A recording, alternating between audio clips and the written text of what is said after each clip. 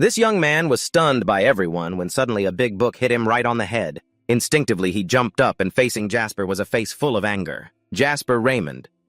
I know you're clever, but how dare you fall asleep in my class? You're really bold, Vassal. Just now you were drooling in your sleep and then got hit on the head. At this moment, he put on the most stunned look possible because the person standing in front of him was Professor Hubert. He had long since passed away. How could he appear here? Vassal looked around it in confusion and realized that all around him were faces he hadn't seen for a long time. He then looked down at himself and was shocked to realize a terrifying truth: he had returned to the past. Time seemed frozen. Russell couldn't believe he had traveled back in time. Professor Hubert witnessed all the emotions on his face, not knowing what he was thinking, only furrowing his brow and sighing, "Your behavior today is unlike you at all, but you're still punished to leave the classroom." Just like that, Russell was kicked out of class right after time traveling. He really never thought he would one day travel through time and wondered if this could be considered magic. Here he recalled the last moment of his previous life. The strange voice said that when the other eyes awaken, you will become the foundation for creating a new mythology. So prove yourself worthy for the future of the new mythology. I will grant you another chance. Vassal didn't know who owned that voice, but was certain it was the power that brought him back to the past. Speaking of which, Vassal looked down at his left hand and found his dragon eye ring was gone. This ring was left by his mother. Could it have been her spirit helping him back then? While Jackson was lost in thought, Professor Hugo pushed the door open and stepped out. The class had ended, but he still felt that the sleeping incident during class didn't seem like Jackson at all. So he wanted to talk privately and invited him to his office during lunch break. Vassal bowed his head low, saying he remembered, then sneaked a glance at the professor's retreating back. A hard-to-describe emotion rose. Vassal couldn't remember how long it had been since he last got into trouble at school like this, but the feeling was nice. Compared to being a washed-up noble struggling to survive school life, really was paradise. Just as he thought this, someone hit him hard on the head again. Reflexively, he held his head and shouted, "What kind of damn joke is this?" "Huh, what damn joke?" Vassal turned around and saw the three jerks who just hit him laughing. Then a fat one among them even wanted to add another slap, "You look way too relaxed, punk." But before he could strike, he was stopped by his own friend because the teachers were still around. Openly bullying classmates like this would get them into big trouble. Then that guy turned cold and questioned, "I'm sure I told you to copy my notes, so how dare you fall asleep during class?" Squinting, he realized this was Coma Frederick. It had been a long time since he saw this jerk, but he was just as hateful as in his memories. "All right, if you don't want to die, come with me to the bathroom right now," he threatened. Then the three thugs went ahead while Vassal laughed helplessly. Right, it had been so long that he almost forgot these things had happened before. But because he time-traveled, fate would also change just like this. Jackson received the system. At this moment, the system window appeared in front of him. Jackson remembered that before he lost consciousness, this thing had also appeared. But until now, he still didn't know exactly what it was. On the status window, a few lines announced a new mission: escape from bullying and teach the three thugs in the class a lesson. The reward for the mission was a low-level magic stone. So Rascal looked confused at the object floating in front of him. It looked like a hallucination because his hand could pass right through the screen. Also, what exactly was a low-level magic stone? Besides Rascal, no one seemed to see this thing. So when the ghosts saw him standing there dazed, they were extremely annoyed. "Hey, what are you doing?" "Not following. You know, running away won't work, right? We're currently inside the academy. But if you're scared, go ahead and try running," Coma said with a wicked smile. At this moment, Vassal had already decided to give up researching what that system window was. After all, he had to teach these school thugs a lesson. Although now, back in a teenager's body, Jackson's soul was still that of a man who had lived many years as a mercenary. With the experience he gained from monsters in his past life, these three were just kids who hadn't even wiped their noses yet. When Jackson entered the bathroom, all three were already waiting. Their eyes gleamed excitedly at him like looking at a toy, as if they could pounce on him any time. Finally. "So you dared to come in here, you little larva?" Coma took a drag from his pipe and asked. But he didn't expect Jackson to immediately snap back, "Of course I have to, you damn leaf." All three were stunned by his words. They felt shocked, either still half asleep or completely crazy. That's why they dared to act arrogantly toward me. The same white-haired fat guy struck first. He seemed to be a loyal subordinate of Coma. But when he charged at Jasper, he was dodged with unbelievable speed. At the same time, Jasper landed a sharp counterattack. A punch from Jasper hit the opponent's stomach, causing him to see stars before falling backward. The trashy subordinate screamed. This guy was even worse than his friend. Before he could act, Jackson defeated him. Moreover, this time he punched him straight in the face.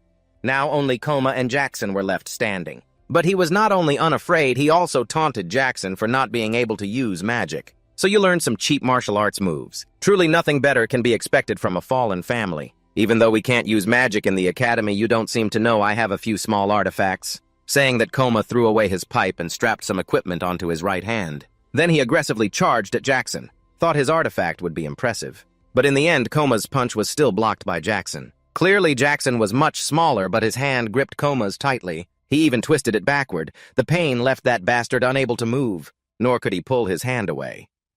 Kuma Frederick, your brothers have already taken your spot on the ranking board. Even your family has abandoned a fool like you. When facing strong opponents, you'll cower and avoid. But when facing the weak, you bully them without hesitation. A trash bastard like you dares to mention my family? Coma collapsed to his knees, partly from pain, partly from oppression. Jackson's terrifying disbelief clearly caused panic on his face, especially when he saw Jackson's other hand curling into a fist. Wait, Vassal! Listen to me!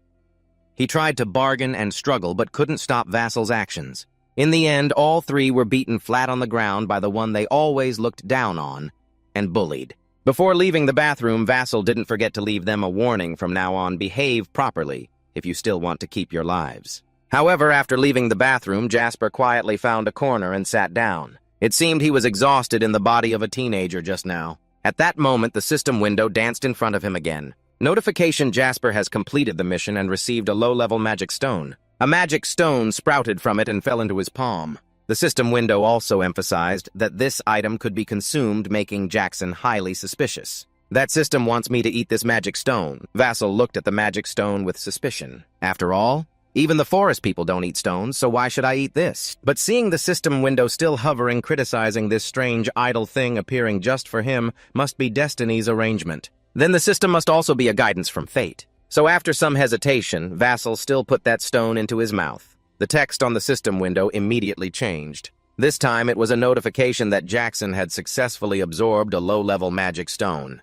Right after that, his body reacted. A burning sensation spread throughout, and Jackson could clearly feel his heart pounding excitedly. The system again notified that he had received mana contained in the magic stone, causing the mana in the magic circle to increase. This one didn't need to be read in the notification book to be felt. He had never felt mana overflow like this before. It was continuously being gathered by the magic circle surrounding his heart. After absorbing for about a minute, that chaotic feeling finally stabilized. Vassal seemed to see a glimmer of hope through this. It seemed that if he kept following the system's guidance, he would overcome his narrow mana flow curse. Then the collapse of his family being expelled from the academy or becoming a third-rate mercenary mage, he could completely change that tragic fate. Thinking of this, Vassal felt a surge of determination. He stood up and went straight to Professor Hubert's room. The professor was already sitting on the sofa. The tea was brewed. It seemed like he was waiting for him. As soon as Vassal sat down, the professor started speaking immediately. Vassal, you don't seem like yourself today. Are you having some difficulties? I heard other students have been bullying you. At first, Jasper seemed tense, but after Professor Hubert said that, the feeling faded. In his previous life, the professor always helped him. It seemed this life was no exception, and Jasper had always regretted not saying these words sooner. You don't need to worry, sir. Thank you very much, Professor. Yes, as a professor, I naturally have to take care of my students. If not, then good, but you will still be punished for falling asleep during my class. Hubert sighed in relief, seeing he was okay. However, the punishment the professor gave Jasper was to write an analysis report from page 62 to page 74 of the Advanced Elemental Studies. This was a section even upperclassmen struggled with. So Professor Hubert warned him beforehand that this would not be easy, as he pushed the Advanced Elemental Studies book towards him. Then the system window appeared again. It automatically turned the professor's request into a new mission, and the reward for completing it would depend on the quality of the report and the professor's satisfaction. Specifically, a low-level magic stone along with an undisclosed item. Seeing Jasper's confused expression, Professor Hubert thought his punishment was too harsh and gave a sly smile. What's wrong? Too hard. No, sir. Thank you, teacher. Jasper immediately replied and hugged the Advanced Elemental Studies book as he returned to his dorm. Actually, this assignment was not difficult for him, because in his previous life, due to limited mana flow capacity, he had plunged into studying theory to compensate. Even after becoming a mercenary, he never stopped learning. and that knowledge was still deeply ingrained in his mind. But this life, a new path had opened, and something else just as important as theoretical study was mana flow training. Mana flow is the path mana travels throughout the body. It is absorbed through respiration, flows through the mana channels, and accumulates in the heart. From there, mages can release mana to create magic. In other words, the stronger the mana flow, the more mana you can gather. Also, the faster you can release mana. But as mentioned, Vassal was born with an extremely narrow and weak mana flow.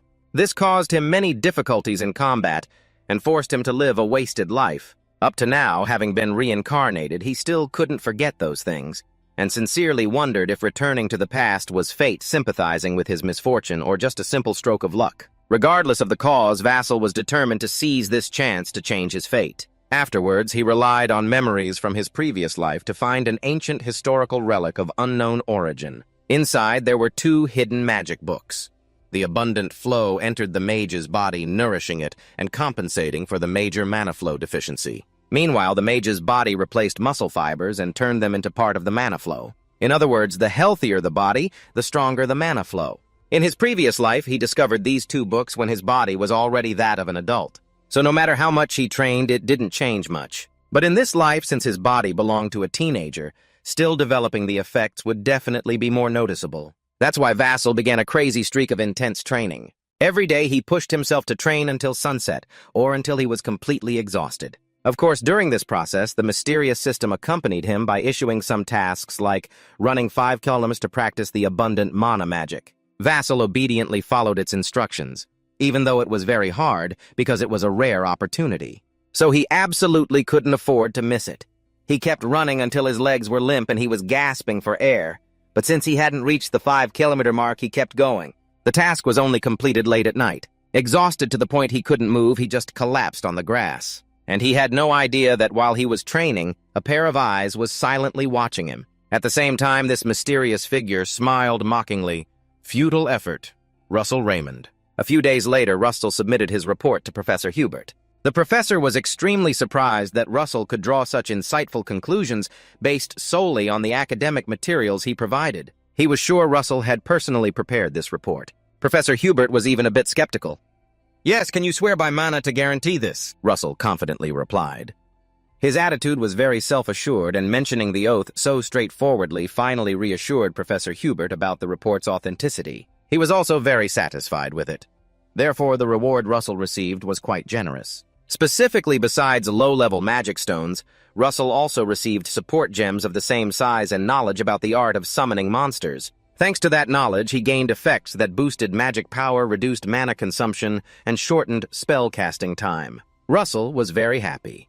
This also meant the deeper his knowledge, the stronger he would become right. If so, an idea suddenly popped into Russell's mind. He took the opportunity to ask Professor Hubert for a favor to let him use the department library. "May I ask why the student library already has enough books to meet your needs?" Hubert cautiously asked. But Russell said he had already read all the books in the student library. This answer left Professor Hubert somewhat stunned. Even if that was true, using the department library was another matter. And Professor Hubert had to consider whether Russell was qualified to receive this privilege. So he immediately assigned him 10 reports, which were, of course, digitized as system tasks. Vassal was a bit overwhelmed by the volume of assignments the professor gave him, but they suited Hubert's style perfectly. After all, he was known for being strict. The more deeply one understood theory, the stronger the magic. So this little challenge wouldn't be hard for Russell. He had to complete them at all costs to access the advanced knowledge in the professor's library. Moreover, since the reward for completing tasks was magic stones that improved mana flow,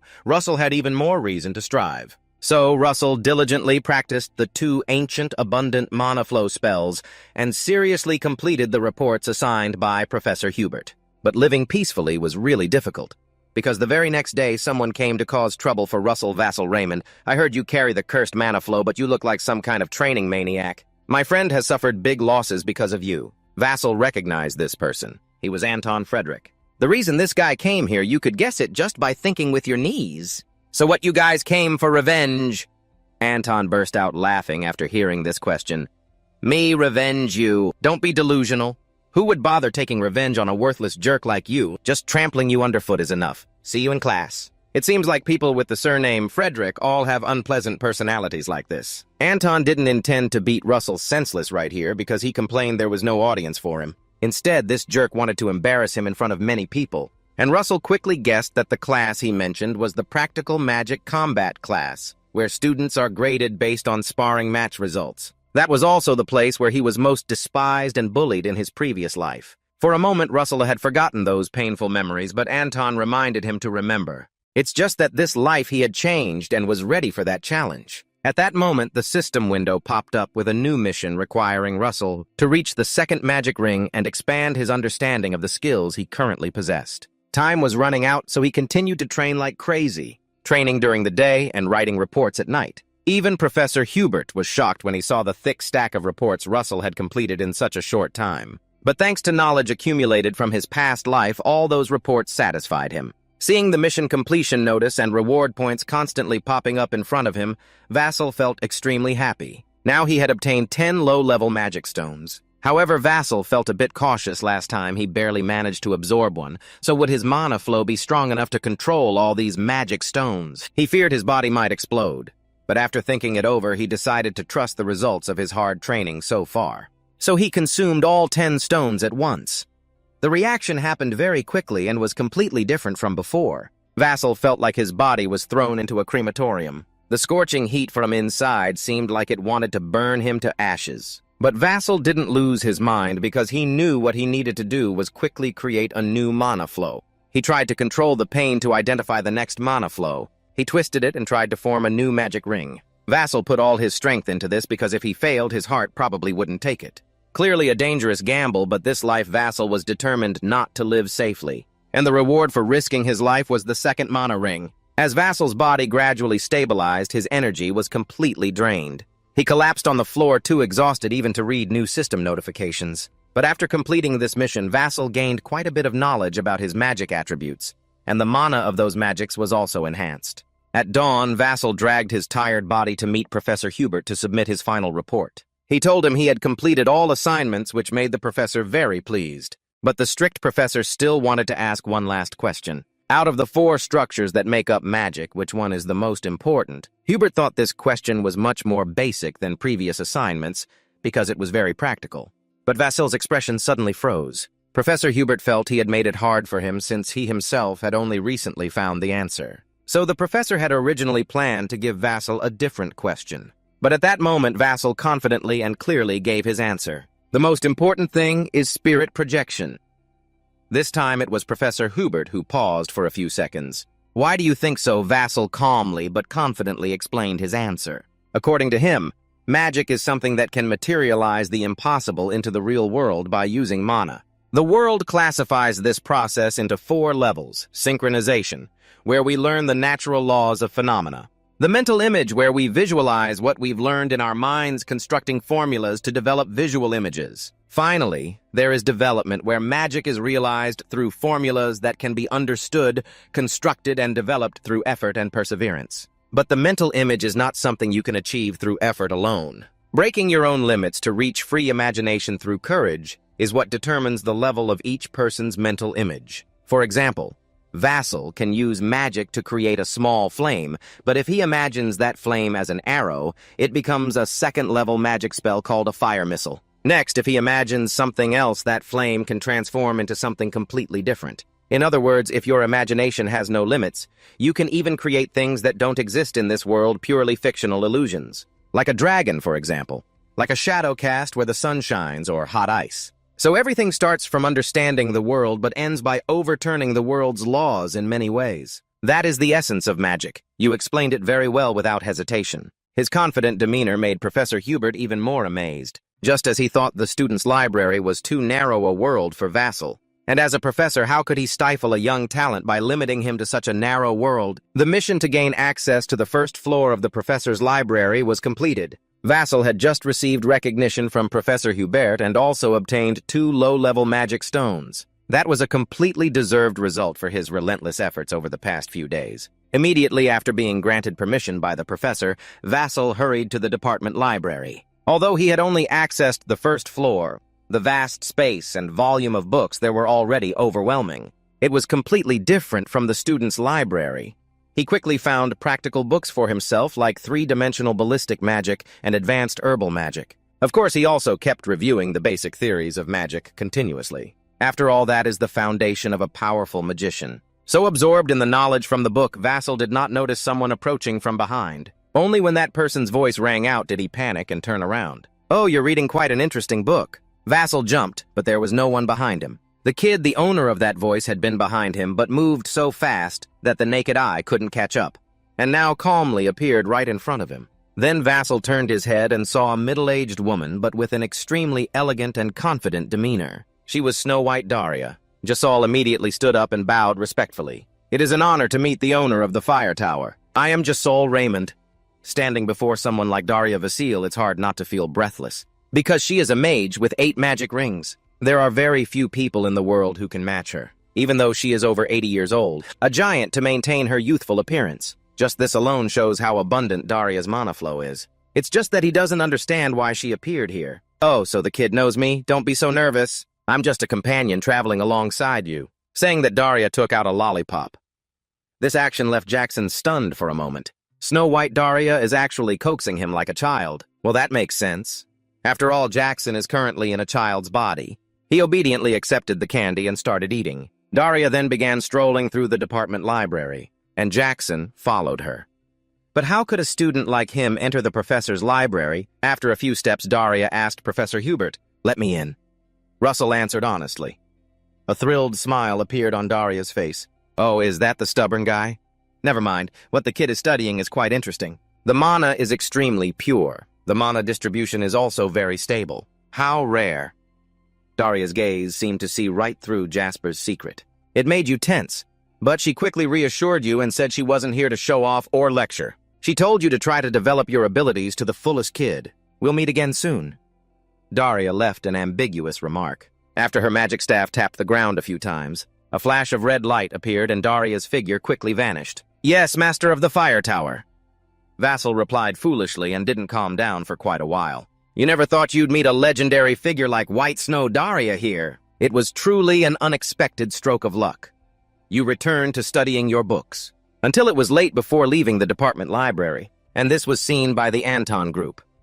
Those sycophants thought that to have access to the department library, Jasper must have latched onto some professor. But even so, it didn't change your miserable fate. Jasper was already used to these taunts, so he had no intention to argue.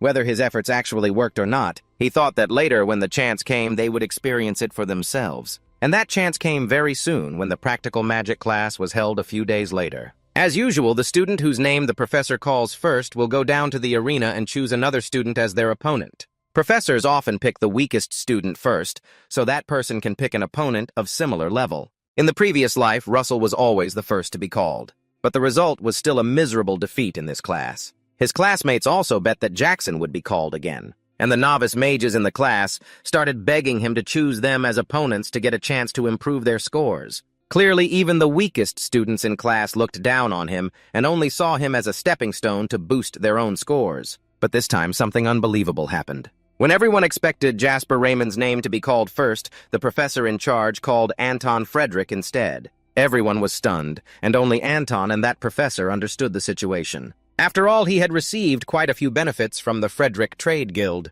so arranging for him to pick an opponent first was nothing. Russell didn't seem surprised by this situation. Since Anton arranged to meet him in class, he had already guessed that Anton would use every trick to humiliate him in front of the class. And just as Russell predicted, Anton stood under the arena. His eyes locked onto him and he shouted loudly, "What are you still sitting there for? Come down here, Russell, and fight." Meanwhile, Daria had gone to her private office to meet Hubert.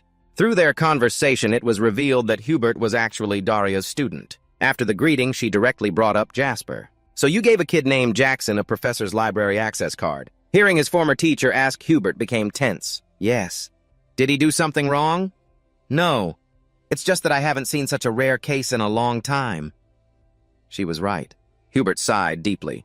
Jasper's mana flow was narrow, causing an abnormal condition. Even on this continent, no one could cure him. Judging by Hubert's expression, it was clear how much he regretted Jasper's talent. But after hearing this, Daria laughed and called him a fool, because Jasper had already healed himself. Through their brief meeting in the library, she discovered this and realized he had completed opening his second magic circle. Back to the practical magic class facing Anton's provocation. Vassal had no reason to stay seated and just watch from the stands anymore. Besides, the system mission had been issued. If he won this practical magic match, you will receive 2 low-level magic stones and unlock a storage space with a maximum capacity of 40 pounds. The space compartment is a type of magic only the wealthiest wizards can use. Using it to store magic stones is incredibly convenient. Thinking of this, Vassal unconsciously smiled, and that smile of his irritated Anton across from him.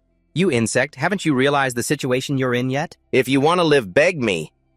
Vassal felt like he had just told a joke. Beg me just now, your mana was surging fiercely around you. Jackson made Anton across from him feel that something was off. The professor in charge of the duel called both to their positions. The duel was about to start quickly. At this moment, Anton was ready to strike, because from his feeling just now, Jackson had successfully opened the second magic circle. But for someone always seen as trash like him to open the second magic circle was an insult to Anton. So Anton was extremely impatient. The whistle announcing the start of the duel had just blown. He hastily unleashed the second magic circle spell, Flame Strike. Meanwhile, across from him, facing this firestorm, Russell remained calm. He swung his hand to create a magical shield. Importantly, the shield was tilted effectively, wearing down Anton's Flame Strike and protecting Russell from the heat. Jackson's precise action made some professors in the stands unable to help but admire. Others were so surprised they broke into a sweat, wondering if Jackson had been hiding his talent all along. Anton had spent a large amount of mana on this Flame Strike attack, so when he saw Jasper block it, his right arm couldn't help but tremble. His mana wasn't strong enough to maintain the firepower for long. Jasper cautiously used his shield, then timed it perfectly to counterattack with a second magic circle spell, Fire Arrow. Each of his fire arrows powerfully shot through Anton's Flame Strike and headed straight for him. Once the fire arrows were unleashed, the truth that Jackson had opened the second magic circle was revealed to everyone. It was humiliating for Anton, who was so confident he could crush Jackson, to struggle just to block this attack. Yet when he barely resisted the first fire arrow, Jasper already had a second one ready. The speed of this spell casting was astonishing. Even more surprising, Jasper's fire arrow split into 4 arrows at once. The professors in the stands were even more amazed at this sight. Is that a dual spell? I'm not sure, but I don't think it's a dual spell. Maybe his casting speed is just so fast that it looks like a dual spell. Anton tried to hold his shield firmly. Jackson's continuous fire arrows made him dizzy and overwhelmed. Seeing his opponent repeatedly use fire attacks, he thought of a way to make the shield into a special fire-resistant material. This is also one of the second magic circle spells, but unfortunately this move of Anton's was completely within Jackson's calculation. While the fool thought he would wait for Jasper's mana to run out from the fire arrows before counterattacking to secure victory, Jackson delivered a critical blow. It was a wind arrow, a giant wind magic projectile from the sky that thoroughly destroyed the shield Anton had painstakingly created. Look. He identified the type of shield and its weakness, then switched his magic system to attack so flexible. Is this really the Jasper I know? The professors in the stands were stunned into silence at this moment. After this nearly fatal strike, Anton was drained of energy. His tall body shook like a plow and struggled to stand. And just then, Jackson rushed forward. His right hand clenched into a fist, combining lightning magic to strike hard into Anton's abdomen. His arm trembled, still wanting to cast a spell to counterattack, but Jackson didn't give him the chance. Both hands focused magic continuously, throwing punches straight at his opponent's weak points. What kind of magic is this? Stop the duel immediately. This isn't even magic. The professor who had rigged things for Anton could no longer sit still.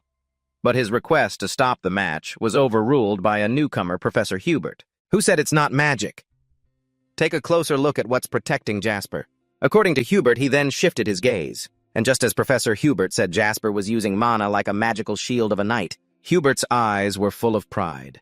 He had never taught Jasper this, didn't know where he learned it, but clearly today Jasper used it very well in the arena. Anton had absolutely no chance to fight back. The outcome of this match had been clearly decided. After taking Jasper's combo punches, Anton finally couldn't take it anymore, and fainted lying flat on the ground. The whole audience seemed to erupt. The bribed professor's face turned ashen, knowing he had colluded with Anton, so Professor Hubert couldn't help but throw a few jabs. What are you spacing out for? Hurry up and announce the winner. Although unhappy under the circumstances, it was impossible to deny. That professor was forced to announce the winner of this match was Very Rodai. Good job, Mon. Now you can go rest. He politely dismissed Jasper, but he wasn't ready to stop yet. According to professional rules, if the winner doesn't want to stop, they can choose the next opponent. Moreover, the mission stated Jasper would earn extra rewards if he achieved consecutive wins in this test. So he didn't want to only beat Anton. Then Vassal asked his henchman to come down and face him, setting a record of 14 consecutive wins. Professor Hubert sat in his office sipping tea and enjoying the satisfaction and joy of this news. He just couldn't understand how Jasper could develop so quickly. That night, after beating Anton and his henchman badly, Vassal happily returned to the dorm. After showering, he began to check the rewards he received today. The best was still the space bag. The rest were mostly low-level magic stones. They were all automatically transferred into the bag. Among countless notifications, Vassal noticed one about a mysterious reward he had just received. He then reached into the space bag and pulled out a scroll with a drawn map. As soon as Jasper found this map, a new mission in the quest chain was set. He had to go to the location marked on the map and complete the assigned task. Upon reaching the spot, a light would guide him on what to do next. The reward for clearing the stage included 5 medium-level magic stones and a mysterious prize, a medium mana stone that could be consumed after unlocking the 3rd magic circle. Speaking of the 3rd magic circle, Ro felt a bit conflicted. Before traveling back in time, he had tried countless times, but never reached this level.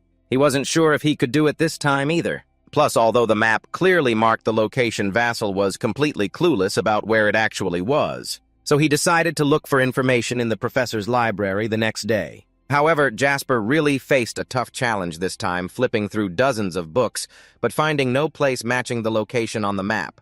He wasted too much time searching for this place with no results. So Jasper decided to focus on unlocking the 3rd magic circle first. Thinking this, Jasper headed back to the lecture hall area. When he looked up, he saw many fearful eyes staring at him. After the previous battle, Jasper was no longer bullied by classmates, but he was still a lonely figure. This made Jasper feel very restless. Just then, Professor Hubert appeared.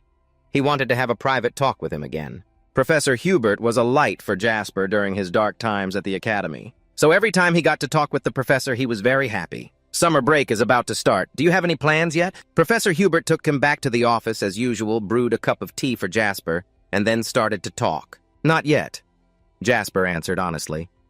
So do you want to do a research project with me? Based on your contributions. Your name will even be listed as an author right after mine. What do you think? Professor Hubert's offer made Jasper hard to hide his surprise. And the main point is in the 2 journals he left on the desk. It seems you have already seen the place you need to find. So, though a bit embarrassed, Jasper had to decline the professor's invitation, saying he had to go to that place in person. Then he returned the other journal to Hubert. Huh. You're planning to vacation in Mandiva. That's truly a stroke of fate. Vatso went into the professor's office to talk and accidentally found the location he had spent so much effort searching for in the library but couldn't find. So right after the summer break started, he got on the carriage heading straight to Mandiva. It's quite a long way. Jasper needed to eat something to settle his stomach, and his food was quite unusual, consisting solely of magic stones. Though the taste was a bit strange, this would fill Jasper's stomach. Great. It's really hot. The coachman outside suddenly felt a burning heat and kept wiping sweat from his forehead. But he had no idea that it was Jasper's mana surging inside the carriage. Jasper planned to reach the 3rd magic circle while still inside this carriage. Meanwhile, Professor Hubert in his office spent half a day staring at that journal, pondering. Strange, the boy is also going to Mandiva. It's probably a good thing. She's probably already in Mandiva. When Professor Hubert thought of her, no one else came to mind but the owner of the White Fire Magic, Darius. This place is Darius's hometown. She hasn't had a proper vacation in a long time. Between protecting the Empire, giving magic research lectures, and training students, it's truly exhausting. Reflecting on her recent lecture, she spoke about the numbers 3, 6, and 9 as extremely significant to a mage. Specifically, 9 represents the final point of the magical path a person pursues in their lifetime. 6 symbolizes the completion of the 6th magic circle, and the difficulties one must endure to become a grand mage. And 3 marks the turning of the first page when a person begins to walk the magical path alone, thinking of loneliness. Darius remembered Jasper and wondered if the boy was living well now. His diligent appearance in the science library still left a lasting impression on Darius. Until now, she didn't know that Jasper's carriage had already arrived in Mandiva. It's just that the coachman kept calling but didn't get a response. When he opened the carriage door, the scene inside shocked the man. Jasper pushed himself too hard to open the 3rd magic circle and used too much energy to stabilize the chaotic mana, so he became exhausted and fainted. After the coachman brought him into town, the first thing he did upon waking was to eat like a battleship to recover his strength. Thinking back now, it's still scary. But after all, he achieved his main goal of opening the third magic circle. Jasper couldn't believe he could break through his limits just months after returning to the past. But just this alone wasn't enough for him to be complacent. And Jasper promised himself he had to go further. And the immediate task to help him do that was to complete the mission of finding the location marked on that map. Manhwa is just too big. Even though he had seen the marked locations on the map, Jasper still didn't know where to start. Just then he heard someone loudly advertising a volcano tour of Pompeii with the most professional guides. Huge discounts only for today. Without thinking twice, Jasper immediately paid to join this tour group, and he was taken to the foot of Pompeii volcano.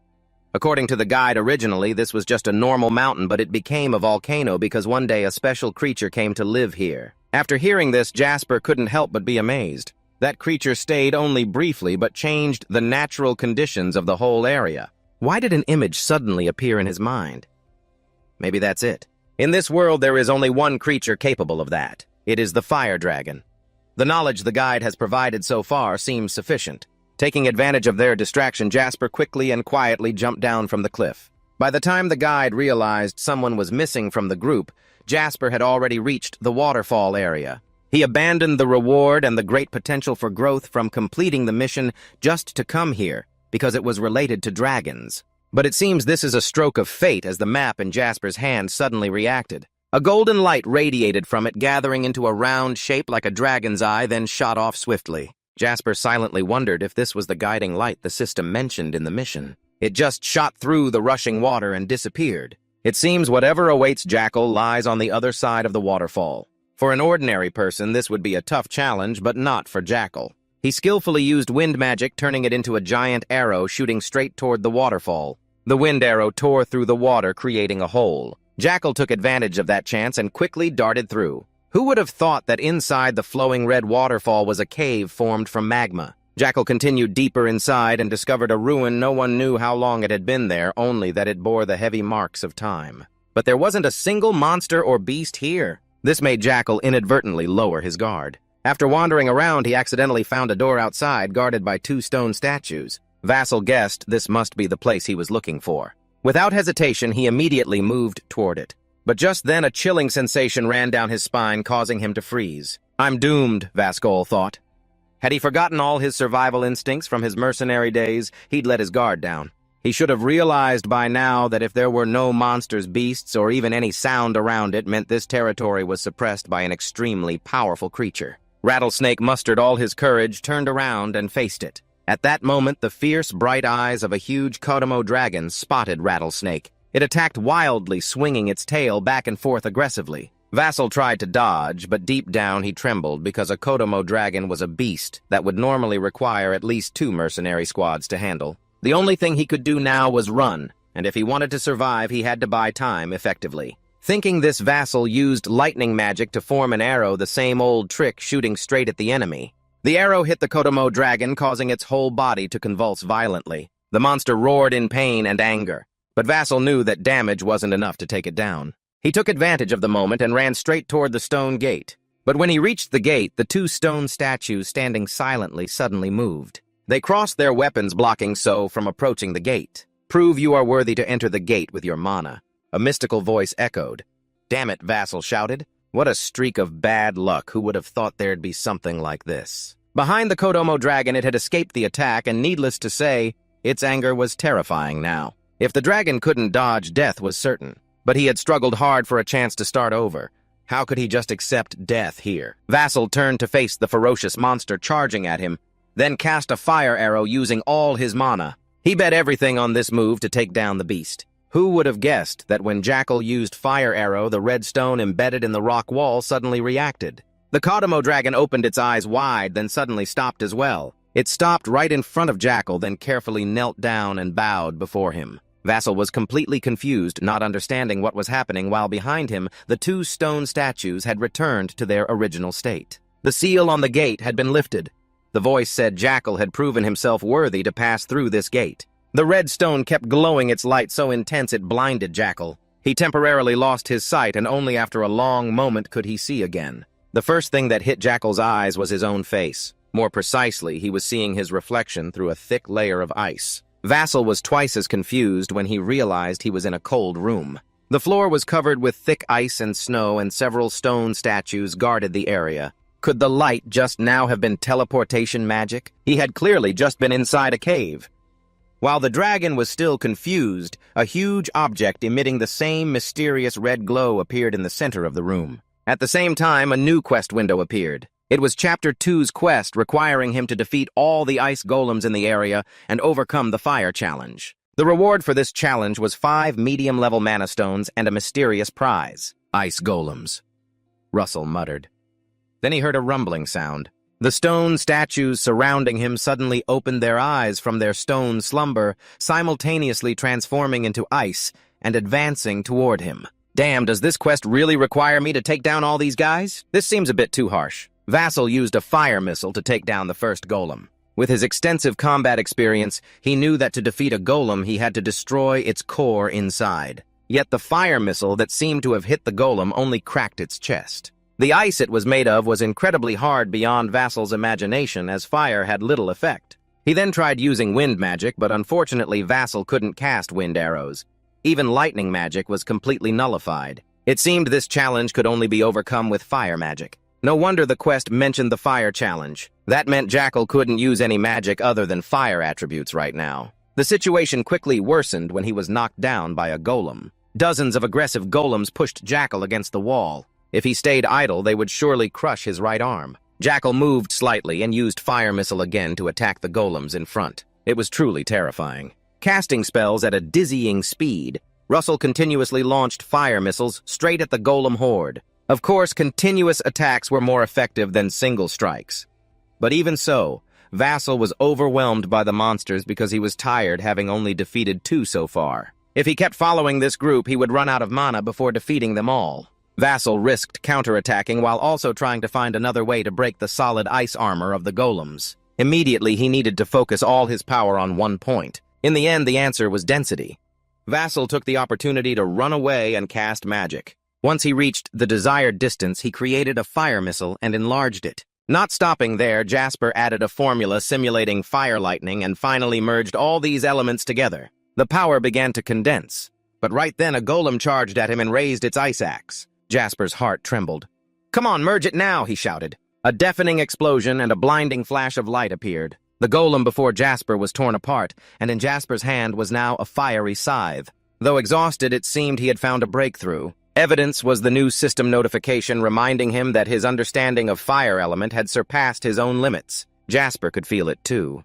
This power was at least close to the level of the 5th magic circle, and maintaining this fiery scythe has already drained a large amount of your energy. Therefore, Jasper has no reason to hesitate. He clenched the new weapon tightly in his hand and charged at the golem horde to fight for his life. The golems were big but slow, while Jasper was small but agile. Plus, with his past life battlefield experience, he darted past several golems as fast as an arrow. In an instant, he had taken down 2, then another one. At this point, only one ice golem opponent remained, but Jasper faced great difficulty defeating this last obstacle. Because right after Jasper destroyed another golem, the last one ambushed him from behind, pushing him against the wall. Jasper used the fiery scythe to block that blow. Otherwise, he would have died. But the price for surviving that moment was his mana rapidly depleting. The scythe in his hand was also about to lose its shape. According to Jasper's calculations, he could only launch one final strike. Facing the enraged golem charging at him, he decided to retreat to gain momentum, then threw his weapon like a spear. Along with the monster's roaring charge, his scythe managed to carve a large hole in the ice golem's body before completely disappearing. Only after witnessing that scene did Jasper's burden lift, and that was when he collapsed amid the ruins from exhaustion. For completing the mission on time, Jasper received a reward of 5 magic stones and a mysterious prize, the horn of the Forgotten King with fire attributes. His life was now secured. The giant horn hanging suspended in the air began to shake violently. Under the pressure, the chains started to snap and fall to the ground. A red flame flared up, blazing bright red. System notification of reward, the horn of the Forgotten King fire essence. A dazzling light appeared, blurring everything around. The motionless object on the ground was gradually enveloped in light, entering the subconscious of the Forgotten King to receive the reward. He, with a bloodied face, slowly opened his eyes. Currently, Jack was suspended by golden chains in an endless space. In front of him flickered a screen. He thought this place was a series of notifications flashing, "You have received the reward, the Horn of the Forgotten King Fire Essence. Entering the subconscious of the Forgotten King to receive the reward." Vasco wondered, isn't that the horn of the Fire Dragon King? He irritably questioned, but is this really a reward? I feel like I'm being tortured. A dark, eerie voice echoed inside his head, intimidating anyone who could endure it. The trial of fire and entering the subconscious of a divine being. He painfully and fearfully gasped, "Are these the lingering thoughts? I feel like my head is about to split open." The giant burning horn appeared carrying that low voice. It looked at him and said, "I grant you a fragment of the king." Vassal was shocked by that statement and could only blink as the sharp horn lunged toward him. He cried out in horror, "What?" Before Vassal could react, it decisively pierced through his body. Vassal screamed in pain, rolling his eyes. The pointed tip of the horn was embedded inside him. Immediately after, Rattlesnake's body exploded with a terrifying surge of energy. The horn's voice sounded again, "Use this power!" He groaned in pain before the powerful energy surging within him.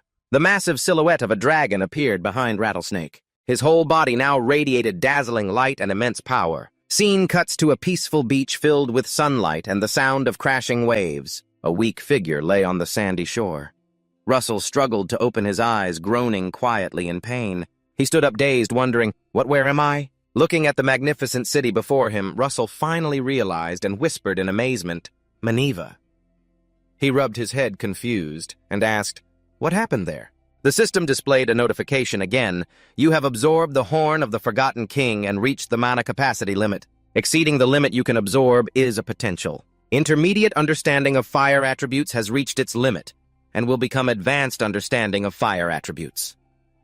After reading the notification, Russell clenched his hands tightly and began to use his power. Immediately, a massive surge of power erupted outwards. He was astonished and thought, "Is this my mana? I can almost see how close I am to the level 4 magic circle." Vassal was so happy he nearly cried. He placed his hand on his chest, choked up, and said, "Compared to what I went through there, this reward is top-notch." A familiar voice caught his attention. "Nice to meet you here, Vassal Raymond Dariath." Smiling at Jack, then surprised, he exclaimed, "Lady Snow Dariath." The two stood talking in front of a drink stall. Dariath spoke. "I sensed a sudden mana explosion, so I came here to check." She handed him a glass of juice and continued, "And found you here, Vassal." With a wrinkled face, he smiled brightly and replied, "Thank you, ma'am. I didn't expect to meet you here, Tower Mistress." Dariath's eyes lit up silently, assessing the boy who had almost reached level 4 magic circle in such a short time. She glanced at him and couldn't help but marvel, his mana is even purer. The boy is basically a genius. Russell put his glass down and asked, "So what brought you to Manhwa Tower, Mistress?" Dariath looked at this beautiful scenery and softly replied, "Not many know, but this is my homeland." He suddenly asked, "Your homeland?" She calmly answered, "Yes, that's why every summer I come back here." "But honestly, what brings you here, kid?" He looked at her, thinking it was too soon to tell her the truth, and awkwardly scratched his head, hesitating. "Well, after some thought, I came here just to admire the world more." Dariath laughed and said, "Oh, I see." In her heart, she silently considered whether to test this kid's abilities. Suddenly, she made a proposal. "So would you mind helping me out a bit?" Dariath snapped her fingers and used her power. Immediately, flames burst out surrounding Jasper's body. A cloak appeared draped over him. Jasper looked at the emblem on the cloak in amazement, thinking it was the symbol of the fire tower. Dariath calmly answered the question he hadn't voiced. "Don't worry. It's something you can do." The system popped up again with a reminder announcing Dariath Snow's test mission. Help her fight off the slave traders with pirates at Manhwa Port and pass her test. The reward is a mid-level mana stone. Dasso was shocked and thought, pirates, remembering the ongoing prison situation. Dariath explained, "I guess you've noticed, but Endymion strictly forbids slavery. The current situation is troubling her, which is why we don't allow slave ships to dock at our port." At the docks under the dark night, people were still carrying loads. Dariath spoke in a low voice. "But unfortunately, at the coastal cliff, an unknown fleet is approaching." She seriously added, "Some are trying to anchor near Manhwa." The two sat on a small boat rowing out to sea. Dariath steered the boat from the front calmly, saying, "Of course I could handle this on my own." She continued seriously. But the goal of this plan is to rescue the victims and seize the ship. It requires a detailed plan. Vassal behind began stating his purpose for being here. So we need to bait an attack. Dariath praised, "You catch on quickly." He started to ponder. If the tower mistress asked for help, hundreds of mages would rush over even barefoot. By then, their small boat had approached the large slave ship. Russell observed Dariath's use of power, silently thinking, considering how specially she asked for my help. Suddenly, fog rolled in, obscuring their night vision. At that moment, Russell silently confirmed his suspicion. This definitely is a test. The small boat closed in on the target. Dariath called to Russell. She turned and warned, "What happens from now on might be a bit much for you." He looked puzzled, but listened to Dariath's advice. But the path of a guardian won't always be smooth and glorious. She calmly continued, "This is just another fate for our mage." Dariath stepped onto the edge of the boat. She used her strength to jump up, turned around, and said, "Now I will draw their attention, while you go rescue the people." Immediately after Dariath vanished from his sight, Vassal silently thought about her earlier words. The path of a guardian. Dariath hovered in the air, bowing her head to observe the overall situation in the mist. After grasping the situation, she smiled and said, "All right, the test should only be around here." Dariath's eyes glowed with a layer of light. Immediately, a huge surge of power erupted fiercely, covering the entire sky. She shouted orders, "Go, kid!" The shouting echoed across the night sky. "She's attacking!" The people on the ship hurriedly prepared crossbows aimed at the giant energy in the air. "Hurry up!" The pirates gripped their weapons tensely, looking up at the sky. The captain raised his sword high and ordered to fire. A rain of arrows flew up from the ground directly toward Dariath. She looked at the clowns, making a show, and only responded with a disdainful smile. A terrified pirate exclaimed, "Damn, they can't reach her!" Dariath angrily summoned a deep flame and said, "You bastards dare hide in my territory!"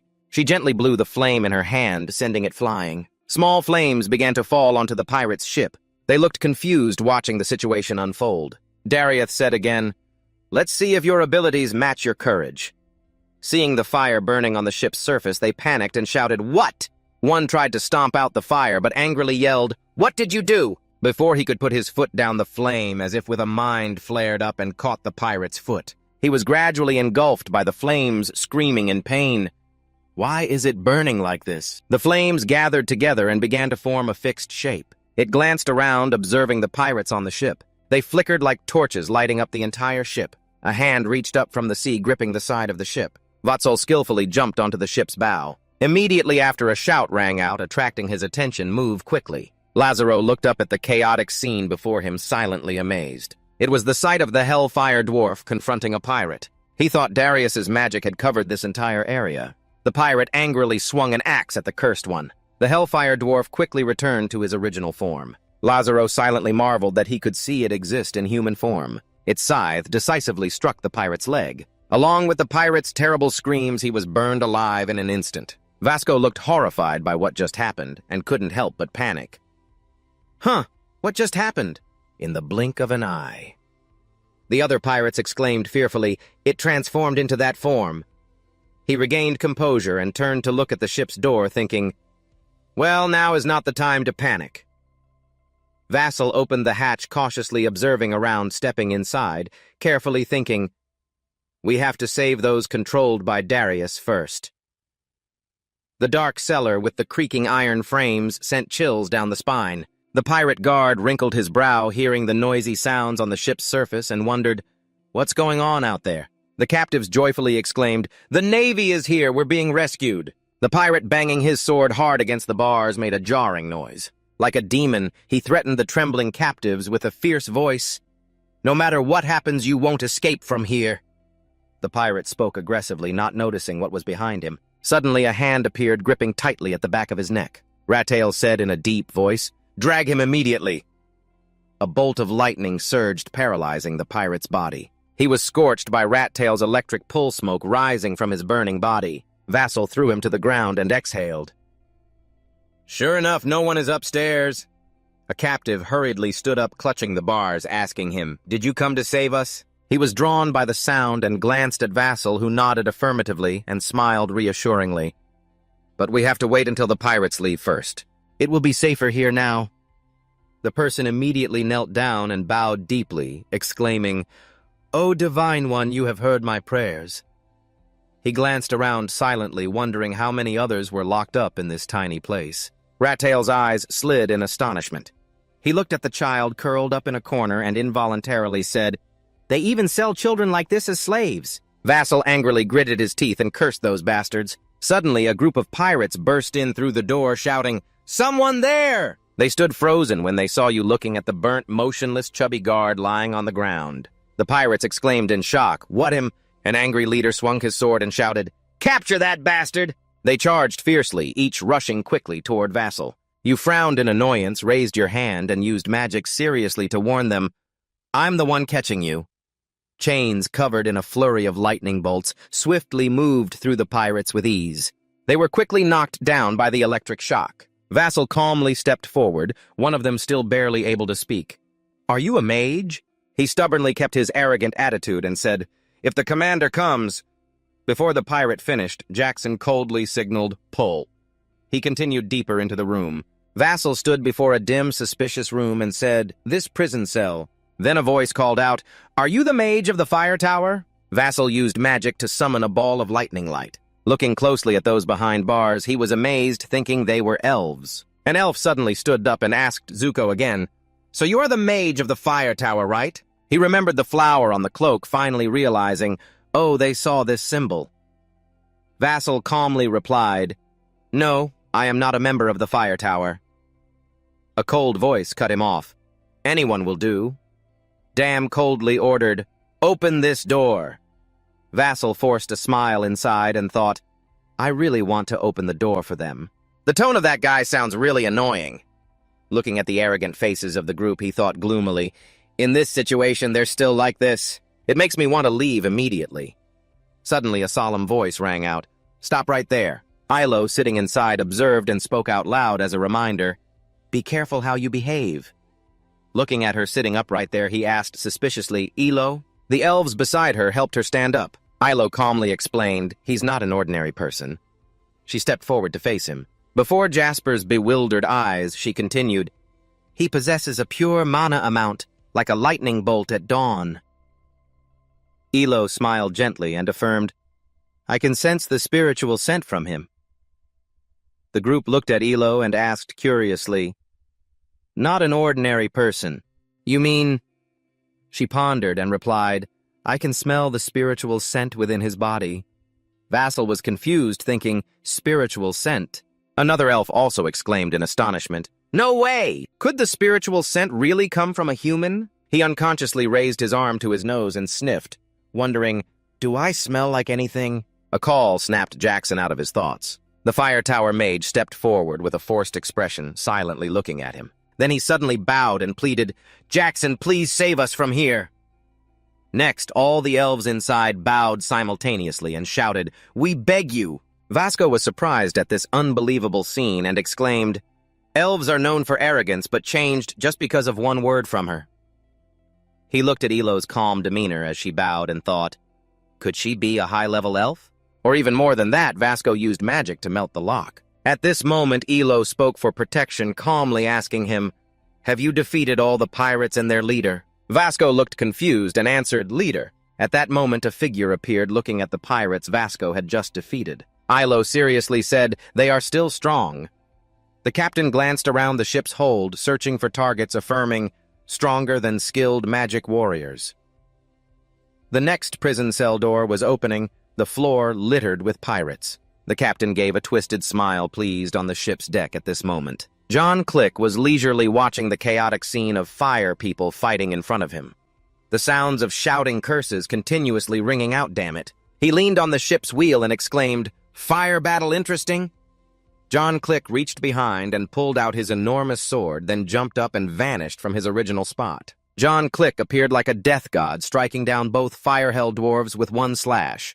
The two dwarves quickly vanished. He shouted angrily, "Are you all still struggling with attacks like this?" The pirates cheered joyfully when they saw who had arrived. "It's the leader." Under the ship, excited cheers echoed to Darius, hovering in the air. "The leader is here. You're done for. We'll tear you to pieces." She looked down at the monkeys below with a smirk and said, "Interesting." Immediately, Darius dived down to join them, her feet firmly landing on the railing by the helm. John Click and the pirates immediately turned to look at Darius like a queen from above holding her staff and looking down. John Click sneered angrily and asked, "Are you closing the distance between us?" She didn't answer directly, but calmly replied, "It seems you are the leader." He confidently announced, "That's right, I'm the captain of this ship, John Click." Darius observed him carefully and commented, "The way you use aura." John Click fell silent, listening to her question. "You must have been a knight before. What are you doing here?" He started laughing bitterly, covering his face and growling in frustration. "Does being a knight pay the bills or cover taxes?" John Click raised his head proudly and said, "The Click brothers made a fortune from slave trading." Darius frowned and asked, "Brothers?" He quietly started using his power, taking advantage of her distraction to quickly charge forward, delivering a powerful slash aimed directly at Darius. At the same time, down by the prison cell, the back wall suddenly cracked, due to an unexpected impact. An urgent warning sound alerted him to the abnormal situation. Too dangerous. 1 second later, the wooden wall exploded, creating thick dust clouds. Vassal nimbly dodged the attack, but began coughing heavily because of the dust. He quickly raised a protective shield around his body, exclaiming in alarm, "What is that noise?" Looking at the debris at his feet, he thought silently, "So painful, Keeper." Watching Jasper's movements, he said excitedly, "You blocked them!" He released energy, drawing his sword, and stepped closer to Vassal, guessing that he must be a mage as well. Jasper observed the power source on him quietly and assessed aura from the sword. "Is he a knight?" The system board popped up a notification. "A tough battle, the first fight against a swordsman. Very difficult situation, but defeat your opponent. Reward for passing intermediate mana stones." Elo staff behind reminded Vassal's guard, "Be careful." She looked at the captain, who was approaching with an overwhelming aura, and explained, "He is the deputy leader on this ship." He exhaled disdainfully. "Even if you're a mage, you're just a snot-nosed kid." Then the captain kicked a pirate lying motionless on the floor, sneering, "You didn't kill them, just kick them out." He said casually something unexpected. "If you've won, you should finish them off." The captain laughed nastily, pointing his sword at Jackson. "I'll show you!" Jackson didn't want to lose and unleashed his power lightning bolts, appearing around him. In his mind, he calculated, "Fire demon magic has huge area damage, so if that's the case..." Jackson jumped aside and decisively launched lightning toward him. The captain dragged his sword out of the floor and said, "Using lightning magic against a swordsman." He swung the sword down onto the floor, making wooden planks fly up to directly meet the incoming lightning. The wooden boards, being insulating perfectly, blocked the attack. The captain mocked him, "You're really crazy." Moments later, he stomped on the ground and dashed toward him like lightning. Hesitantly said, "But Vassal." He strained to use lightning magic, intending to hold the captain back.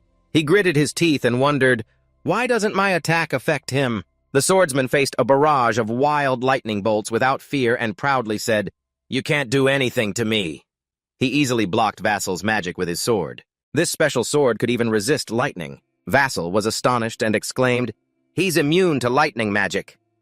Keter, with glowing red eyes like a grim reaper, closed in and slashed at him.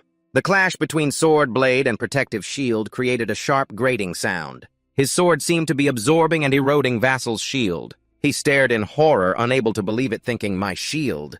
Rattle trembled while defending the shield, gradually cracking, and within seconds it was completely destroyed. The slash aimed straight at him. To Rattle's shock, a powerful slash targeted Darius. John Click was stunned when what he attacked turned out to be an illusion created by her. He thought, "Fire."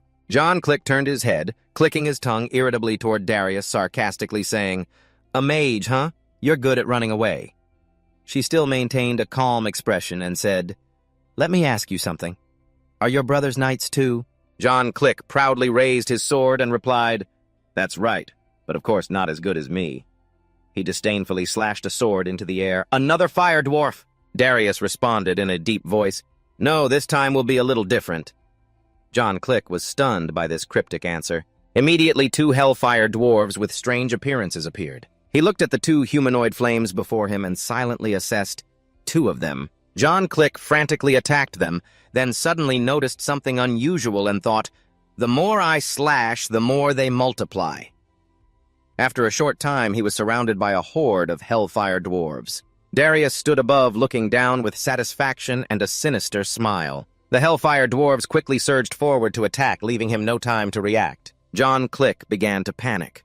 Turning his head to look at her, he thought in horror impossible. Only then did he realize the level of the person in front of him. John Click exclaimed in shock, "Why is the Mars Sorcerer Tower appearing here?" Scene shifts down to the ship's hold debris from the shield and blood splattering. Captain suddenly looked at the space in front of him, then turned to see Jack Rowe had moved beside him without him noticing. This surprised Captain eyes wide. He saw Jack still standing firm after the deadly attack and thought in awe, did he dodge that? Recalling the moment when Captain broke through his protective shield, he frowned suspiciously. He should have been cut in half. Observing the energy around Zetsu's body carefully, he began to speculate. Is he surrounding himself with defensive magic to strengthen his body? Caton grinned wickedly and excitedly thought, whatever it is, it's useless. He's just a rat trapped in a cage. Elo anxiously watched the battle and couldn't help but call for guards. Zetsu, panting and clutching his chest tensely, thought, your knight. He recalled memories that seemed buried deep, the face of Spanzoom haunting him. In a past life, he had met him.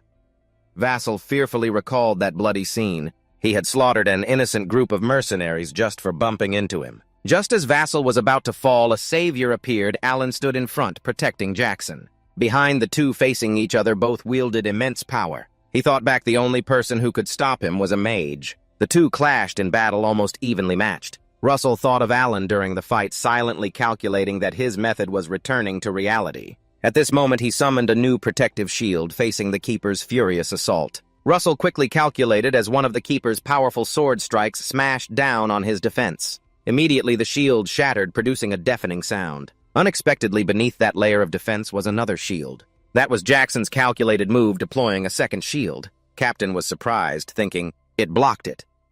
Just as he let his guard down, Jackson quickly condensed energy into his palm, preparing to counterattack. He struck powerfully into Captain's stomach, catching him off guard. Captain was thrown back by the blow, creating a cloud of smoke. Captain slammed hard into the wall, groaning in pain. Vasco was also seriously injured. He struggled holding on to the iron bars to stay standing. He assessed his trembling body, thinking, have I lost too much blood already? Then he reached out, broke the prison lock, and freed the imprisoned elves, saying, everyone get out.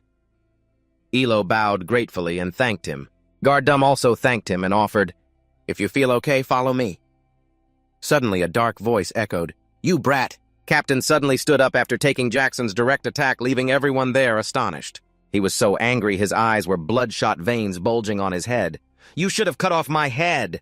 Russell was shocked to see Captain still standing, wondering silently, I did it right. He quickly raised his hand to shield Elo behind him and ordered, please take the captives upstairs. Dang objected angrily.